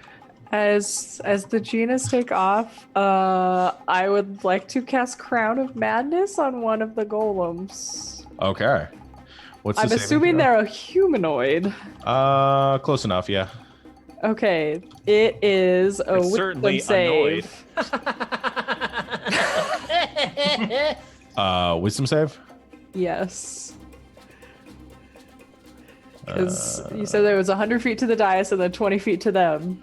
Yeah, that's yeah. No, you got Oh. them, and yeah, he fails on that. So Okay, so that's happening to that one. Just Okay. one of them. How about the one on the left? all right. So We'll here. veer around the left way. I need initiative checks from Okay. everyone. Got it. Are we doing Let's like do regular this thing. initiative for this? No. moment, This or- is a check to see who's gonna get to act before the golems do. This is like essentially a skill check. Okay. Where's I gotta click initiative. And the click. Was that two? Hold on. I got a Alright. 12. I can roll. Okay, Oh, I didn't got have any. 13. I get advantage with the barbarian thing. Oh, cool, I cool. got the 13. All right. Okay. Did my roll show up correctly? This is 14. 14? Okay. It just gave me like a note. Okay. I think, and what Chad get? A 12. 12. Okay. Cool. Of course, roll 20 gave me a natural 20. Yeah, that's fine. You need to do it on roll 20 because it's not. I'm not doing like an initiative thing. It's just to see who goes first. All you did really well. Who's got the ability to move more than 100 feet or 100 feet in this first round here?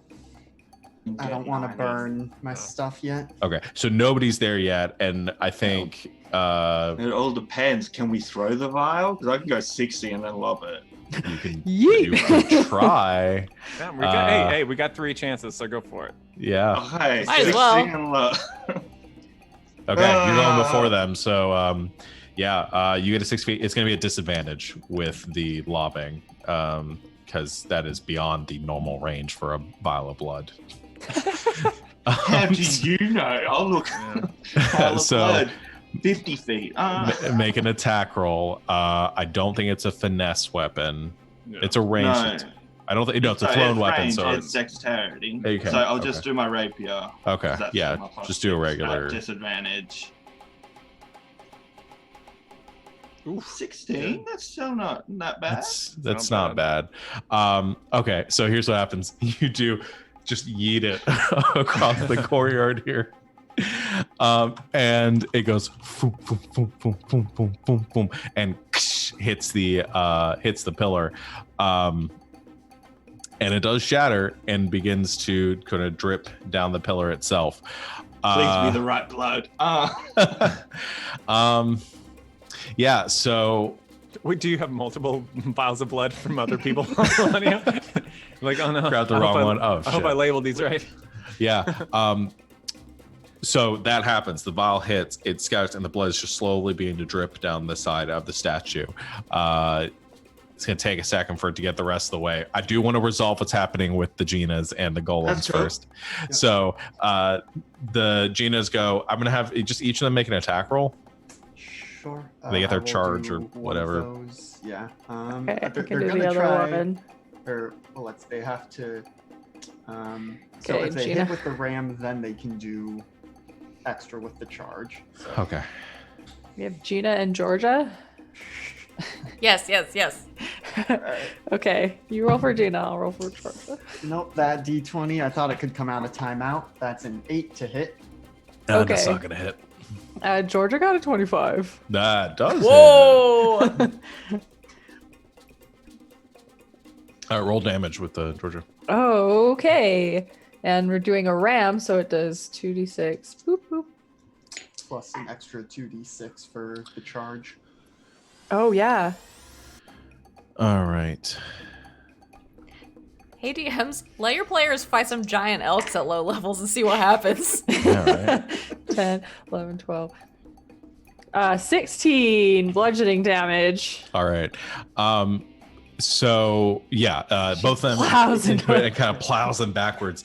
You watch as both of these golems go to grab onto the melee to their these iron hammers that they have and go to swing it up. The one with that's under the effect Yeah. is going to attack, I guess, the other one because that's Yeah. it wants to attack the other one. All right, you just roll a d20 for me and tell me what you get. Also, Okay. The one that got charged needs to make a strength save or risk being knocked prone. Oh, yeah, I forgot about that It part. doesn't have a Uh, size limit on it, and the elk is huge. Yeah, that's a 27. So Yeah, think it fine. totally based on saves. that. Okay, I rolled a 15 for the golem, I guess. Okay, 15. Yeah, that'll be enough to hit. So I need you to roll. Oh, man. How much I does need he you to do? roll 10d10. Holy crap! God. They only get one attack, but they hurt a lot. The other These one, muffin boys hit real hard. the other Okay, I'm one, just gonna do that in chat because I don't have that many D10s.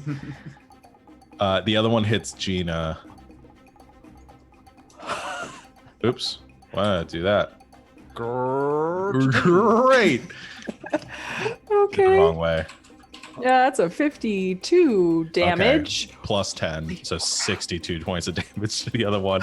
The other one does 56 points of damage to Gina. I assume you rolled to hit first. Yes, I did. It was like a 27 to hit. So that Gina is gone. Yeah. So smashes Gina with the massive hammer. That one is dead. The other one is fine, but the column that is holding it just gets hit with Gina, and suddenly the hammer just crushes its head right after it smashes you. So you kind of get smash, smash, and everything just falls down. Oh my god! Leaving what have we done? Gina remaining with the one that's under the effect. Yes. And you're all running into the courtyard and all make it up to this dais at the same time as you watch the blood come trickling down past the runes.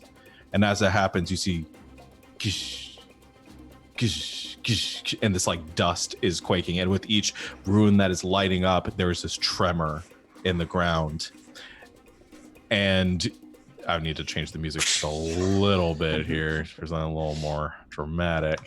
I'm not watching the pillar. I'm watching Chad to make sure he doesn't just go like berserk or something. Feel free to ignore this if it messes with the with the pacing of what's happening. But stone cutting. I'm just kidding. I'm not doing it. Ah!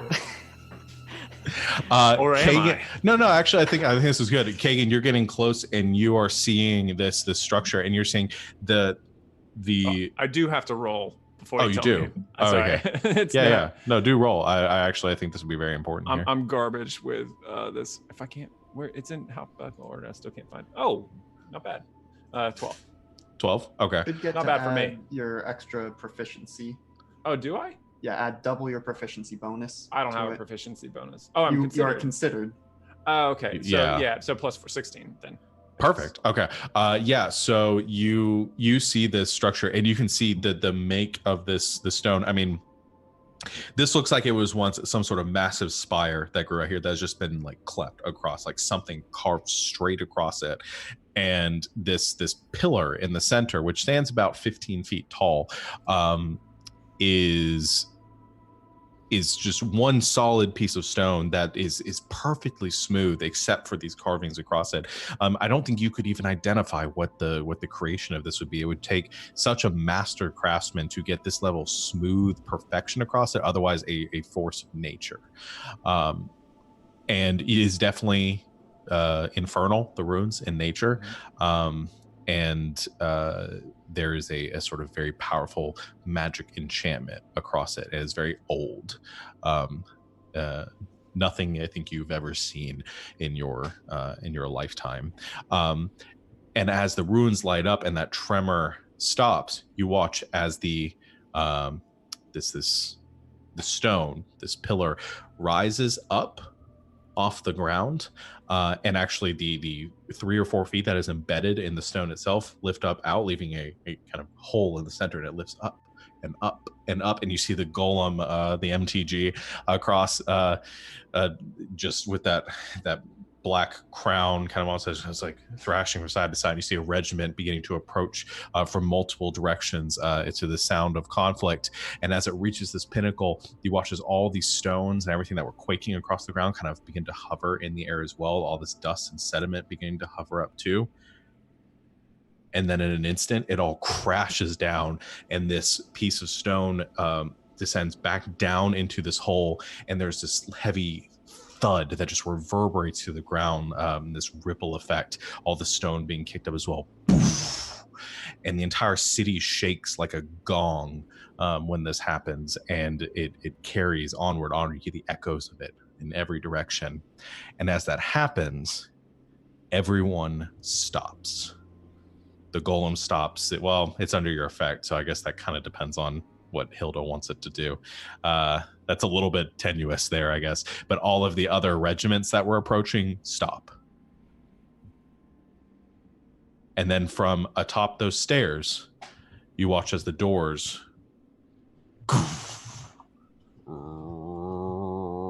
begin to slide open, revealing this massive dark maw of the citadel before you.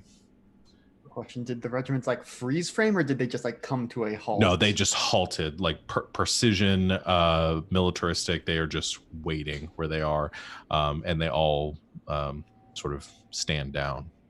So and you can see a doorbell. We just rung a doorbell. Azon says, it's sort of a doorbell. It worked, though.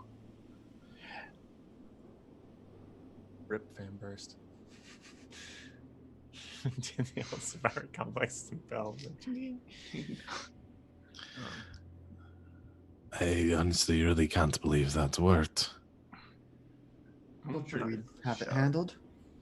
Nice Yes. throw. Lunas and Georges and badges and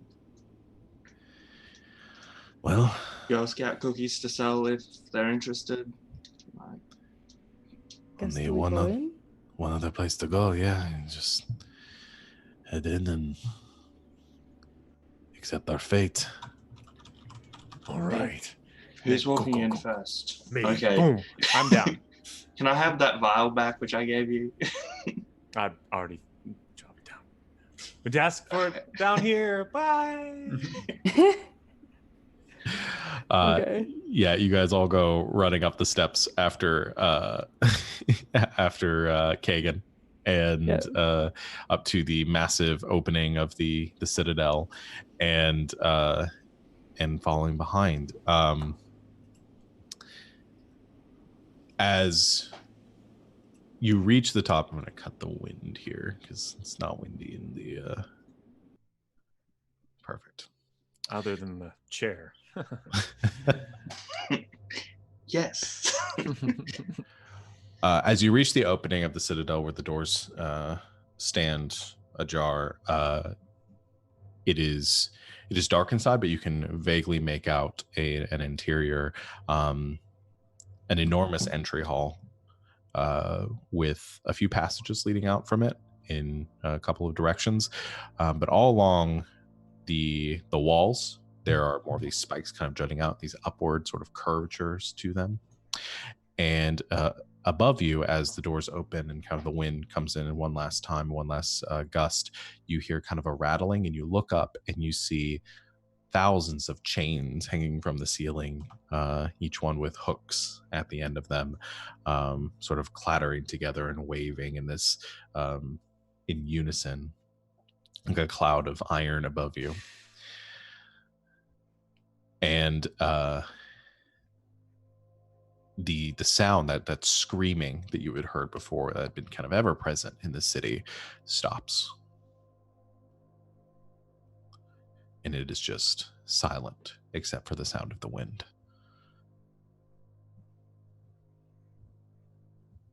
It was nicer in here, except for those hooks are kind of... There's a lot of them. I think Chad is going to kind of step to the front of the group and is going to use thaumaturgy to cast the voice out and just say, Tolman Iron Eyes, we have come to challenge you by ancient right. And then kind of looks back at the group like, was that good? Yeah, it's time to duel. It's time to duel. He just comes out of the rafters like, Chad, my boy. No. You call out, make an intimidation check for me again. And also, officially, I will give you the vial of blood at this point. Okay. Then. Natural 20, 27. Yeah. Nice. There's the shifting of the iron in the ceiling. These chains continue to rattle above, cutting the silence.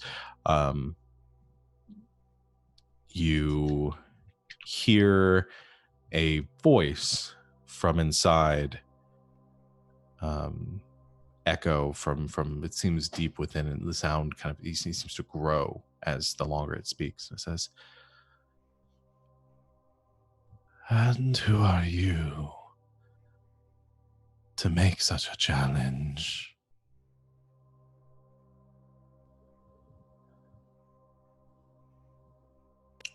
Kind of like looks to Chad. It's like, Gonna re-up the thaumaturgy and just one who is descended of ancient blood come to challenge you for your demens, your domain. I think that's how you say demens. This is out of character. Chad's not pontificating on that. Let's not think too much about the words.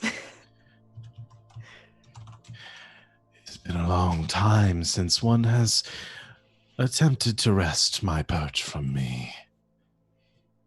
But please, if you wish to make such a challenge, you may enter. I have grown bored with my playthings of late. I could use more.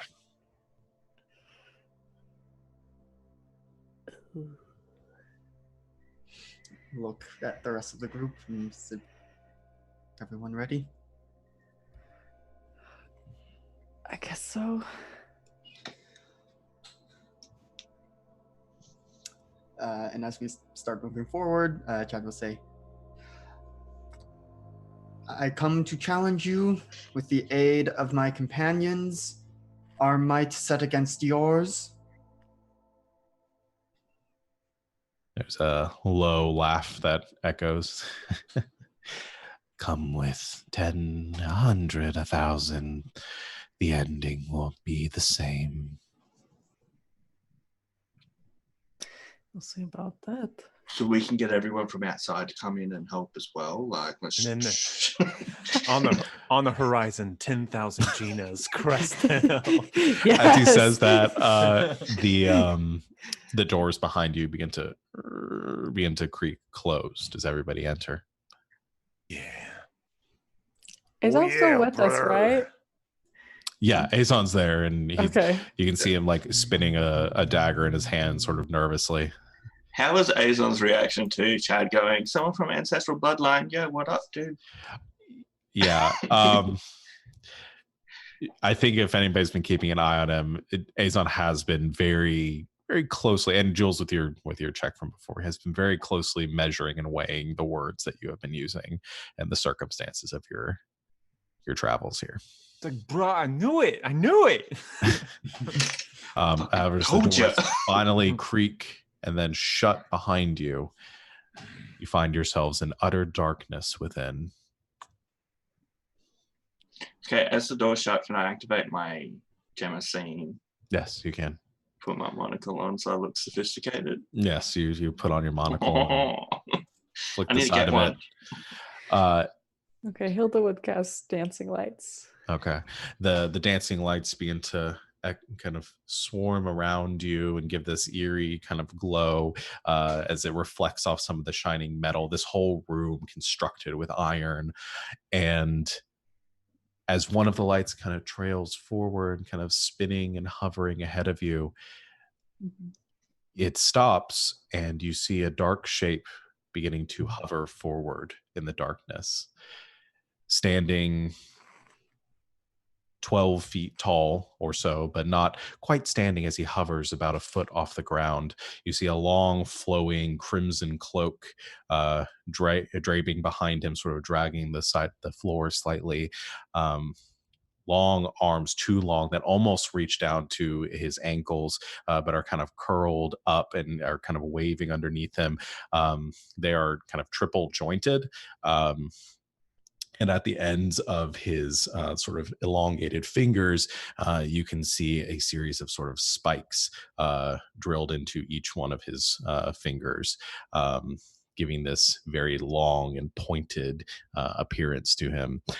And from the top, as he's kind of illuminated top to bottom as he or bottom to top as he approaches slowly, you can see the shirt, the the cloak that he is wearing is kind of open at the front, and you can see more iron spikes sort of embedded in his chest and then up through his shoulders.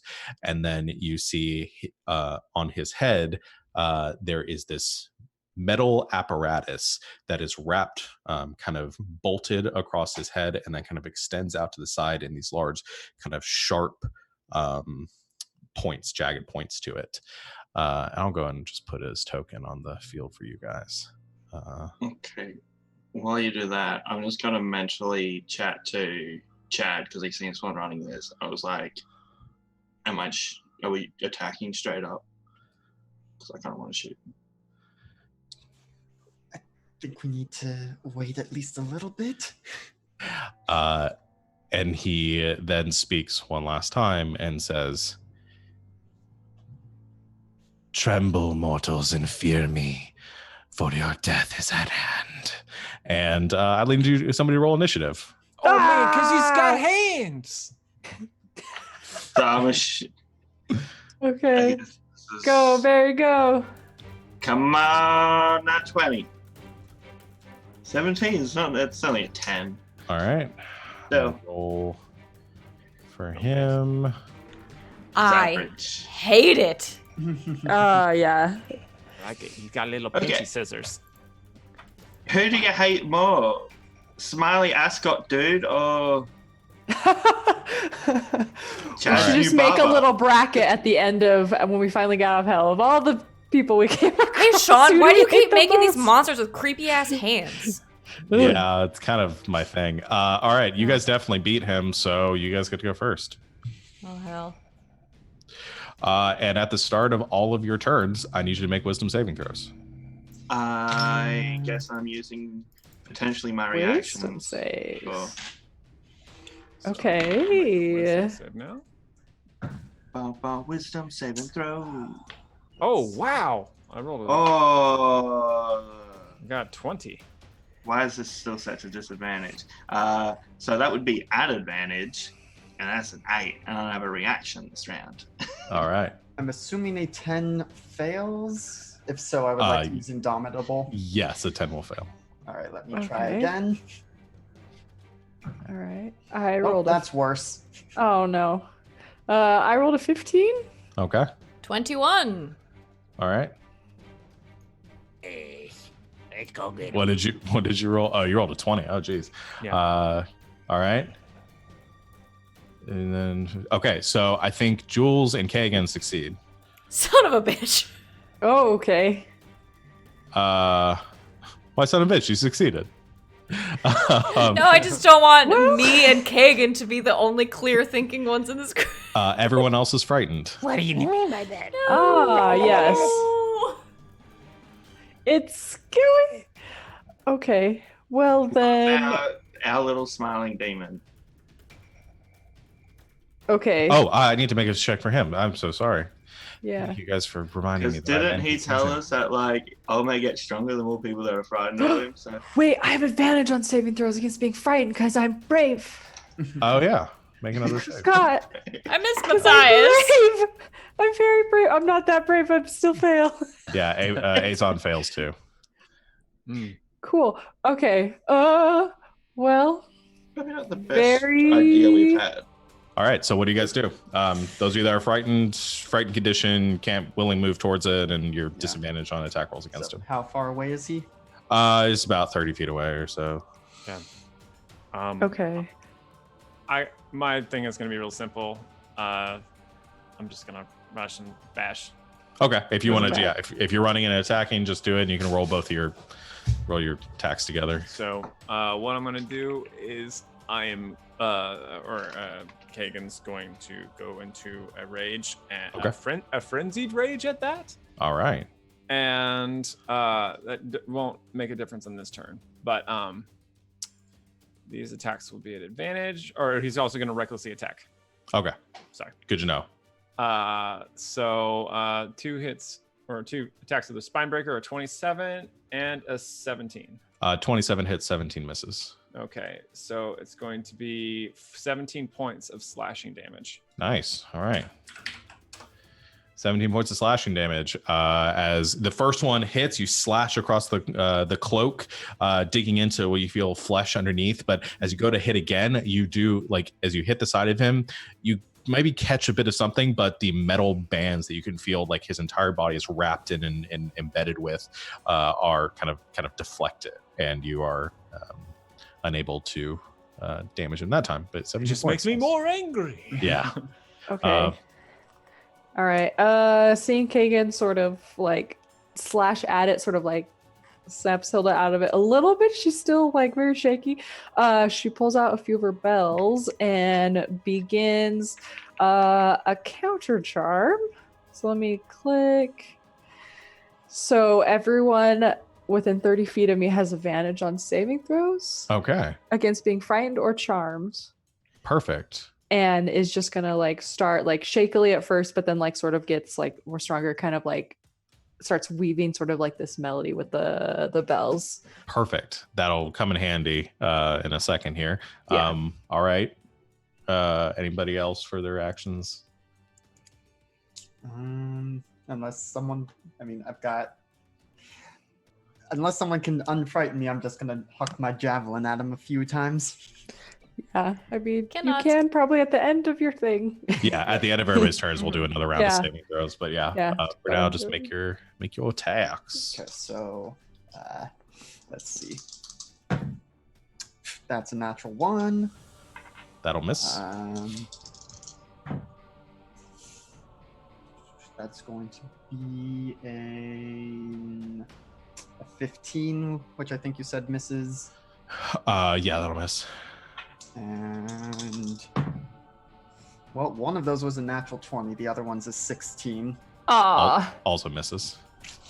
Yep. So Chad whiffs 3 times with the javelin. Yeah, you go flying 3 times, and you're just like, again, Chad, that fear is taking a step back, and you're not really putting your full weight into it. And one of them hits and kind of glances off the headpiece, and he doesn't even move from his place. And the other 2 just kind of sail through the air each time you recall it back to you.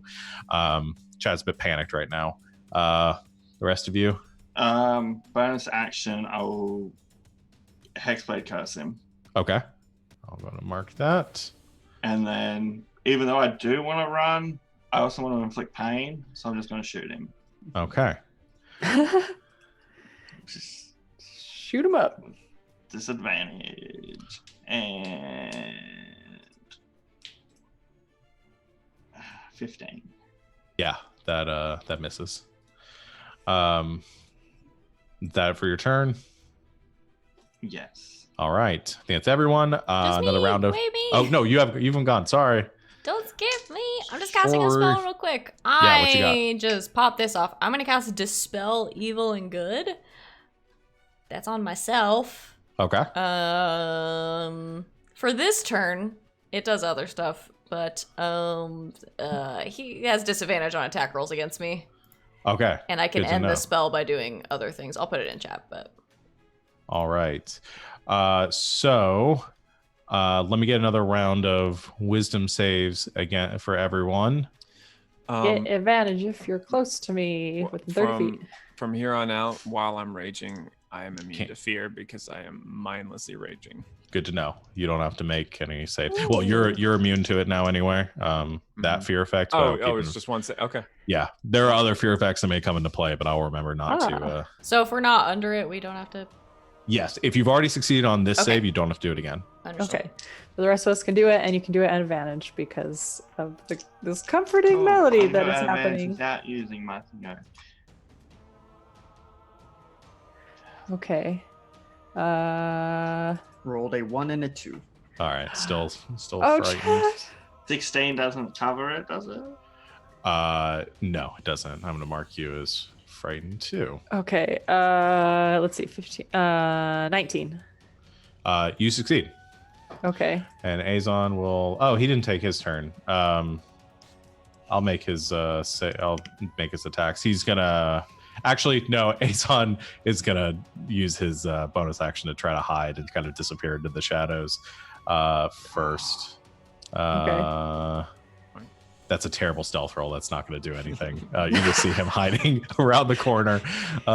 Anyone who has a passive perception of a 14 or higher. And then he's going to hurl 2 daggers. Jules will remember this. At disadvantage, neither one of them hit. So that's 2 13. So he does not do anything. And then he makes his wisdom save. Let's see. He does succeed on that, though, so he's not afraid anymore. Anything else, or did you have something else, Morgan? I just remembered to roll for the badger that I'm sitting on, but he totally made his save in the first round. Oh wait, nice. do I have an elk? Yeah, I forgot you guys pets. Jesus. Yeah, you have Georgia. I have the other elk. You have one Yeah, elk. there's just Georgia and the badger. The badger. I need to put a badger on the field. I'm sorry. I'll leave the elk here. So that one hasn't taken. But yeah, any Badger Georgia- made it and it was fine. Georgia rolled an 18. She succeeded. Great. Yeah, Badger rolled a dirty 20. Jeez, these animals. They won't be frightened by nothing. Was it a badger or a giant badger? He's a giant badger. All right. So it's like I'm normal just size. imagining Chad on top of the elk. The elk wants to run in, and Chad's like, nope. No. I don't think Chad's on the elk right now. All right. If you want to take the elk. I mean, certainly can't this turn. So if you want to just have Georgia, no, you're running Georgia. Okay. Yeah, because she tried to get him. Yeah, she can. Oh, buddy, you guys got so many things on the field right now. Yeah, go ahead and. Well, that's a natural one. Yeah, that fails. She trips. And the badger, is it doing anything, or is it just hanging out? Badger, Badger's gonna hang out for a minute. Okay. All right. I had something to. That'll bring it to Tolman Iron Eyes' turn. He is going to disappear and then reappear in front of Chad first. Oh, frick. And he's going to attempt. Actually, no, before he does that, I think you're right next to him right now, Kagan. He is going to go for an attack against you first. He is going to go for an eye gouge against you. With advantage. With advantage. Could I try to... Oh, never mind. Huh? Never mind. I don't have the thing that thought I had. Oh, that's only a 13 to hit, though, wow. so I think it misses you. Yeah, No. rolled 2 13s, so it's terrible. And then off my pecs. vanishes and appears in front of, we'll say, Chad first, and is going to go for a attack with his oozing knife against you. Oozing knife. That's a 25 to hit. Yeah, that hits. That's 8 piercing and 18 acid damage. Okay. So 26 total. And then he vanishes from in front of Chad and reappears in front of Finn. Oh boy. And is I going to did go nothing to you. and is going to Nothing. go for a ephemeral strike against Finn. Whatever you do to me, I will inflict double on you. That's only a 14 to hit, though. Doesn't So hit me. I Look think at that that. misses He's you. scared of me. All right. So yeah, he bounces around between a couple of you and makes a couple of strikes out with these blades that he pulls from his cloak. One of them, coated in acid, drives deep into Chaz and deals a hefty blow. The other two miss limply. That's it for him, though. All right. Is it our round? Yeah, it is your guys' round again. Go for it. Gonna do the same thing. Like, wow! And then I see him like bouncing around. Like I think I start running towards where Chad was, and then he bounce around and then run over to where Finn is. And I'll make 3 spine breaker attacks. Okay. At reckless again. All right. So 23, a 23, and a 26. Those all hit. Okay. 13, 16, and 18. I like this dwarf. All right. Yikes, that's a lot of damage. It's a cool little dwarf. I like it. Can we keep him? All right. Those 3 attacks all hit, and Tolman lets out a sort of otherworldly shriek as this happens, and wheels around on you. It just sort of, you can feel this aura of malice coming off him towards you, Kagan, as you have dealt a pretty hefty blow against him. All right. Anybody else want to contribute to this? Okay, I can't remember. So Chad's still frightened? I think Chad and Finn are still frightened. Yeah. Okay. Because I could do the performance again and give you guys advantage. I get advantage anyway. Okay. But it might help for Chad, because you can only use the Indomitable once, right? Yeah, I mean, I still have my legend point, but... Okay. I'm just going to re-up it. Okay, so I'm going to continue the performance. Okay. As mine, and then I might maybe next time try to hold Monster so he doesn't keep running around. All right. It's terrifying that he could just boof forever. So that's what Hilda's doing. Are you river dancing? That's what I like to picture. River dance. I mean, you're welcome to river dance through the music if you want. Who doesn't get advantage when someone's river dancing for you? Yeah. Okay, so let's have whoever's going to go to. So Hilda continues her song, helping you all kind of focus bolster on that. Yeah. I'm gonna get up in the middle of this because I have the spell going. Can I get to him? Yes. Assist Kagan. I'm gonna try to cast Inflict Wounds. All right. On this guy. Make your attack. 22. That hits. Great. If only I could.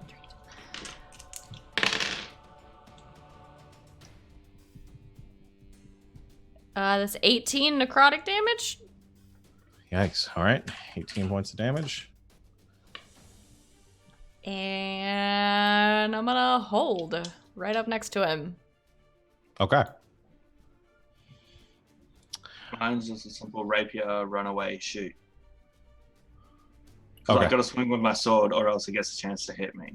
Okay. So 20. That hits. That's pretty good. Exploit curse this. Oh, and it's disadvantage so I don't get sneak no matter what, eh? No, you don't. Okay, so with the Hexblade Curse is 13. Okay. And then I run away 30 feet, or as far as I can. All right. Just stay within 30 feet of me so you can still get the buff. Yeah, I'm assuming you're all within 30 feet of Hilda right now, unless one of you tells me otherwise. And then... Kapow! Son of a... Well, the first one would have been a crit because of my hex. Oh. Well, that misses. You take another shot, and it deflects somewhere in the chains above. You see a spark of I'm light. just shooting behind me as I run. Yeah. Okay, and then I assume because of where he ended up, he's not directly in front of me. I'll say he's close enough to in front of you. You guys were all pretty close together. Then I will try Dragon Maru. Okay. Could I hoping have that +1 the helps. Could I have the badger help, Chad? Yeah. You like get all up in his grill and sort of try to distract him. Yeah, I think that'll like the help on- action versus attacking. Yeah, that'll negate the disadvantage for one of the attacks. Yep. Okay. All right. So badger's gonna be like, "Arr." That is a 23 to hit. That'll hit. I wasn't expecting to hit. I gotta quickly think if any of these maneuvers are gonna work. I'll deal with that later. Okay. If I hit again later. So, that is 12 points of slashing damage. Okay. Can And Georgia then- fuck up the other one? Oh, you want to do anything another help? You sure? Yeah, I'd allow that. Animals attack. Yeah. Well, sort of attack. Helping. All right. Second swing. Probably not great. That's a 15. Yeah, that'll miss. All right. And final swing at disadvantage. Well, that's better. That's a 19. 19 will hit. All right. Yeah, just gonna go for damage right now. That's a 2, but I'm a great weapon fighter, so I can re-roll that. Okay. That's a 1, and I have to reuse that one, so that's a 6 slashing damage. Oh. That D12 is going on timeout. Yikes. 6 points slash. Okay. All right. Yeah, that's my turn. Okay. All right. So a couple of things happen. Is anybody else taking their turn yet, or is anybody not taking their turn? It's Azon needs to go. Yes. He's no longer frightened. You guys within melee, Oh, good. so he's gonna do some dagger throws. Get in there, bro. That's a 10 to hit. It's not gonna work. It's an oh my god. He's got a +8. I'm just gonna go ahead and lay that out there. And he rolls a 10 and an 11. Oh, buddy. It happens. So yeah, he's just throwing daggers, just uselessly in the corner. Why do I even give you guys helping NPCs at this point? I'm terrible at rolling. All right, so that's gonna be his turn. Tolman. Do Finn and I make wisdom saves? Yeah, the two of you can make wisdom Yes. saves. Steve, At Steve. advantage. At advantage. That's an 18 on both dice. You Yes. succeed. It's an 8 on both. All right. Oh, no. So If I use my legend point, do I roll both or just one? you just do another roll. So another advantage roll. No, just one more roll. Okay, let's do that because I hate being scared. Okay. I want to Okay. hit this guy. Focus. Oh, fuck Oh my this God. game. Fuck you, Oh Roach. no, dang it. Oh man. All right. So Finn is still scared. Everyone else is shaking it off, and Tolman is taking a little bit of a beating at this point and is kind of reading the room a bit. Is going to disappear again and reappear towards the center of the room where he was before, Uh-huh. and he's going to do two things. First, he looks at the ground and he raises his hands up, and he's going to cast Spike Growth in the vicinity. All just like these metal spikes begin to jut up from the ground all around you, making it look like it'd be very pointy to walk anywhere.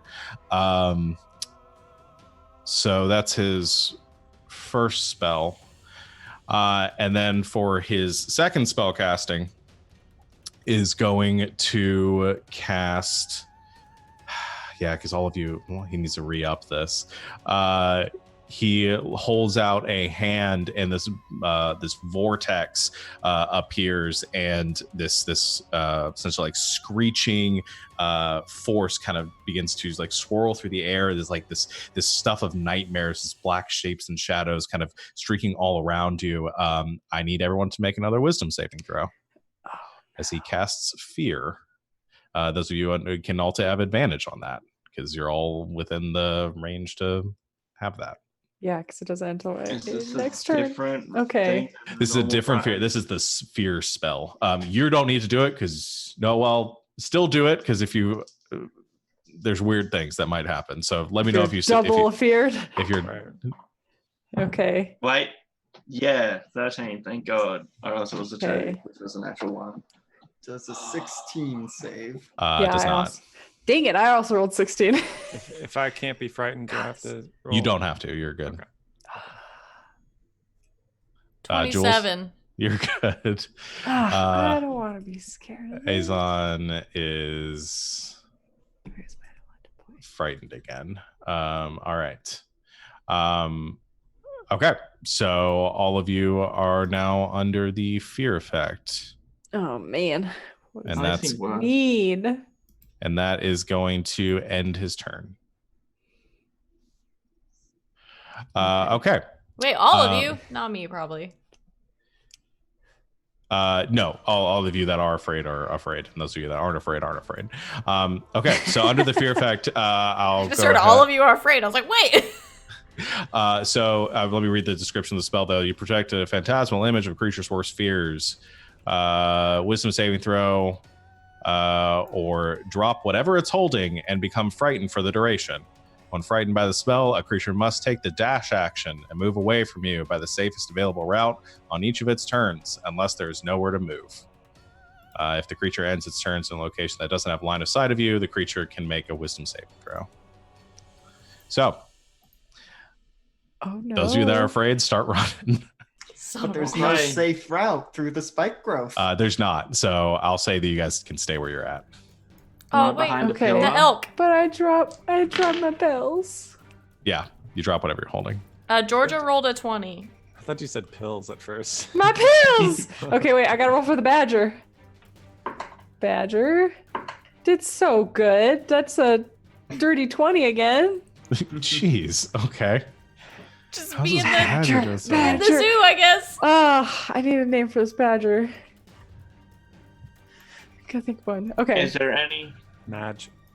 where to hide from this guy to avoid being things? Yeah, there are some support columns to this room and places that you could get out of sight. I'll give you guys this because you technically don't have to run through the spikes if you don't want to because of the nature of the spell. You can if you want to try to get through to the pillar, or you could do something else that might get there. I won't hold you to the letter of the law with the spell with the frightened, as long as you're doing whatever you can to try to get away, get out of sight. Does it say you take the safest route, or does it say you take a safe route? I guess it's by the safest route available on each of its if turn. the safest is still It's still spikes. awful. So I will give you guys the options of whether you want to move, because you will take damage from the spikes, but I'll give you the option of whether or not you run through them or stay where you're at. Okay. And how far would I have to move to get out of sight? About, I'll say, well, through the spikes, you're only going to have to go about 15 feet. Can I jump? And then 30 feet to go from like a standing long jump. I'm pretty acrobatic. You could try. It'll go real bad if you don't do well, though. Roll20 hates me. I think I'll just walk. Okay. So you can run towards something to try to get out of sight to make your save. Is anybody else that's afraid going to do that? Okay. Could I have used my reaction to identify the sort of the spike spell? Sure. Okay. It's like an added thing in Xanathar's. Yeah. That I can make intelligence checks with a reaction or an action to sort of like identify a spell that's being cast. Sure. Yeah, I'll say you can do that. Okay. Okay, that's 12. Let's see. That's a 23. Okay. Is there a DC on it, or I think that's it's gotta be DC enough. 15. I think. Okay. Hang on, Yeah. I mean, it's spike growth by the Okay. by the book. Do I know what level that is? It's a second level spell. It's a second level. Okay. Well, then, as Hilda's attempt to avoid these spikes, she is going to cast a spell magic to get rid of them. Okay. I'll allow that. Yeah, to sort of like get away from this thing. She's gonna be like, but like recognize that. What I'm gonna have you do spell. though is essentially make a concentration check on the spell. Okay. I'll let you cast it if you can succeed on a concentration check. Okay. To cast a spell. I'll say DC. I'll just put the DC 12 since it is a level 2 spell. So that's what. Okay, and this is a concentration. So I add my constitution, right? Yeah. It's your Constitution. Yeah. Okay. That's a lot. 23. Okay, so you succeed on it. So here's what'll happen then. Finn is like veering back, like he's gonna begin to run forward, and is like just like bracing himself. As he goes to take that first step, suddenly all the spikes just sort of just rust and then just decay away, and they all disappear as the spell is destroyed, letting all of you then hoof it out of sight as everyone except for Kagan and Jules goes and runs behind a pillar to get cover. Like In Finn's mind, that's because he used his willpower. Yeah. Like the Scooby-Doo gang. You guys are all hidden. Okay. If Kagan is still here with me, I'm still here. can I guiding Or- bolt this fool Yes. at a very high level, like so Yes. many? As high as you want. 4. Sure. Get him. Don't even know how many that's gonna be.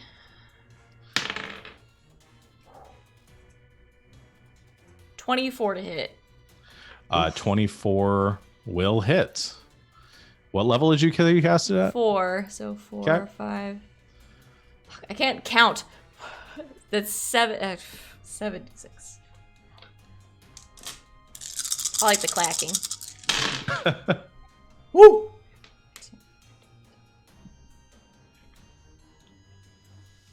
It's 28 radiant damage. Holy shit. Okay. And I'm assuming this fool's still alive, but hey, advantage for you, my friend. Yeah. My new dwarf friend. He's now Is it on- glowing. Is it on all hits or just the This is first? the Uh, first the one. First one. I'm gonna recklessly attack anyway. Okay. But now it looks real pretty when I do it. It Yeah. do is sparkly. Little snowflakes coming off him. So 23, 19, and 28. That's all 3 hit. Okay. Got a 14, a 20, and a 15. Okay. Team effort, guys. Team effort. All right. Just have a 2-man team of Jules and Kagan, just killing You guys are everything. really just putting this guy through the meat grinder. All right. Well, that's all right. We'll do it in a second.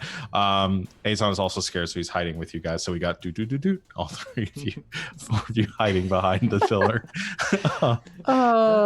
Anyone else not do their thing? I think that was everyone. Mhm. All right. Everyone can make Stand here and wisdom take saving it. throws. I'm gonna Okay. use my reaction to give myself advantage on it. Okay, that's fair. Okay, it's just a flat. We don't have like advantage from like not being able to see it. I can't remember if that's a thing. No, you only get the option to make the save if you are not within line of sight. It's a nasty spell. Okay. So yeah, you Do get I a need wig. to Okay. make a separate one for the initial? Oh, feat? I forgot. He does. Let me just check one thing because he just got hit a bunch. He's got to make some concentration checks on those. So I forgot about that. So 1 second. Hold, please. I still have to do one either way. Okay. Nobody did more than 34 points of damage to him on a hit, did they? No. Depends. Is he weak to radiant? No, he's not. Oh. Aw. Aw. All right, cool. No, he maintains concentration. Dang it. Good for him. Do I do 2 wisdom saves? One for the initial, he's just a creepy looking dude, and one for the nightmare of my suits being ripped. Yes. Yeah, 2 separate saves for you. Okay. The advantage is on the initial creepy looking dude, and Sure. this normal one will be on my rip suits. I'm gonna use my legend point to try and re-roll that, and I'm gonna do it in roll 20 because my dice are failing me. Okay. Okay. I rolled a 23 No, of being You succeed. for fear. Okay. Yeah, you're no longer afraid. I ain't afraid of no spooky guy. 9 and 11 on my rolls, so All right. So the three of you behind there, Azon will also make his save. It was a miracle he succeeded on that one because he's got a -1 there. Yeah, that's a 16, so he still fails. Okay, so one of you does succeed, are no longer frightened. The rest Okay. of you are still scared. However, And is it's now now his turn. Tolman's turn. He gives a sinister looking smile and looks out over all of you and the afraid ones and those of you that are wailing on him like a cheap guitar. You can't see the scaredy cats. No, he can't see, but he knows you're there. Again, he Scooby, doesn't. all your heads poking out. He gives a sadistic grin and he says, "It's too soon for the fun to be over now. Come find me and we'll play more." And he vanishes once again. and you are left alone in this room with the clattering chains all around you. Run away. Go on. Gonna start smashing. What if there's anything to smash? Just gonna carry on. Has he actually left, or is he just like invisible? Like, can I see him with true sight? You cannot see him with true sight. Chad is going to call out in thaumaturgy. By retreating, you forfeit the challenge. We are the victors in this. We're hiding behind Yeah, the who pillar. leaves in the middle of it? Are Okay. we still afraid? Ah! The fear effect ends after a few moments, Okay. Hilda's gonna go pick up her bells that she dropped. but the doors do not reopen.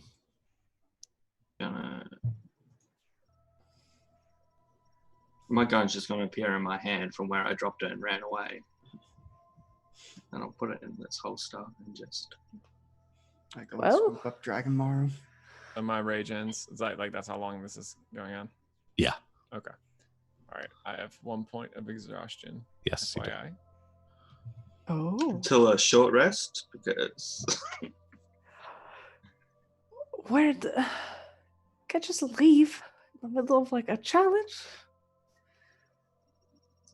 Kind of like looks around. So are there like I can't remember, are there like doors or stairs? There are like or- hallways, like dark passages leading out Okay. in a couple of directions from here. What now we got to go play hide and go seek or something? It's like you all expect an archdevil to play by the rules. That's a good Well, point. we gave him a chance this time by, not really trying to fight him. Well, I did. Yeah, we were Like, just if I wanted warming to... up. Well, all right. Was he bleeding at all? He was. Yeah, He was like, bleeding We a heard him lot. pretty good. Yeah, you guys heard him pretty good. I know you can teleport, so I don't expect like a trail that's like a consistent thing. But can I but it seemed to be teleporting in little 30-foot little jumps. Like, can I try to pick up trails that might have started elsewhere? Sure. Try to find him. Go ahead and make a survival check. This will be a disadvantage because I'm exhausted. Can I help? 7. Maybe? Or Sure. can I do I'll one? say I'll say you can either one. We either give him that. No, I guess helping would have just been the same roll. So yeah, you just go and do one. I'll do one. Helping would just negate his disadvantage. See Kagan kind of stumbling around in the dark. 24. 24. Yeah, you kind of search around like through each of these openings to the passageways, and you do see in one of them a little there's like a single drop of blood.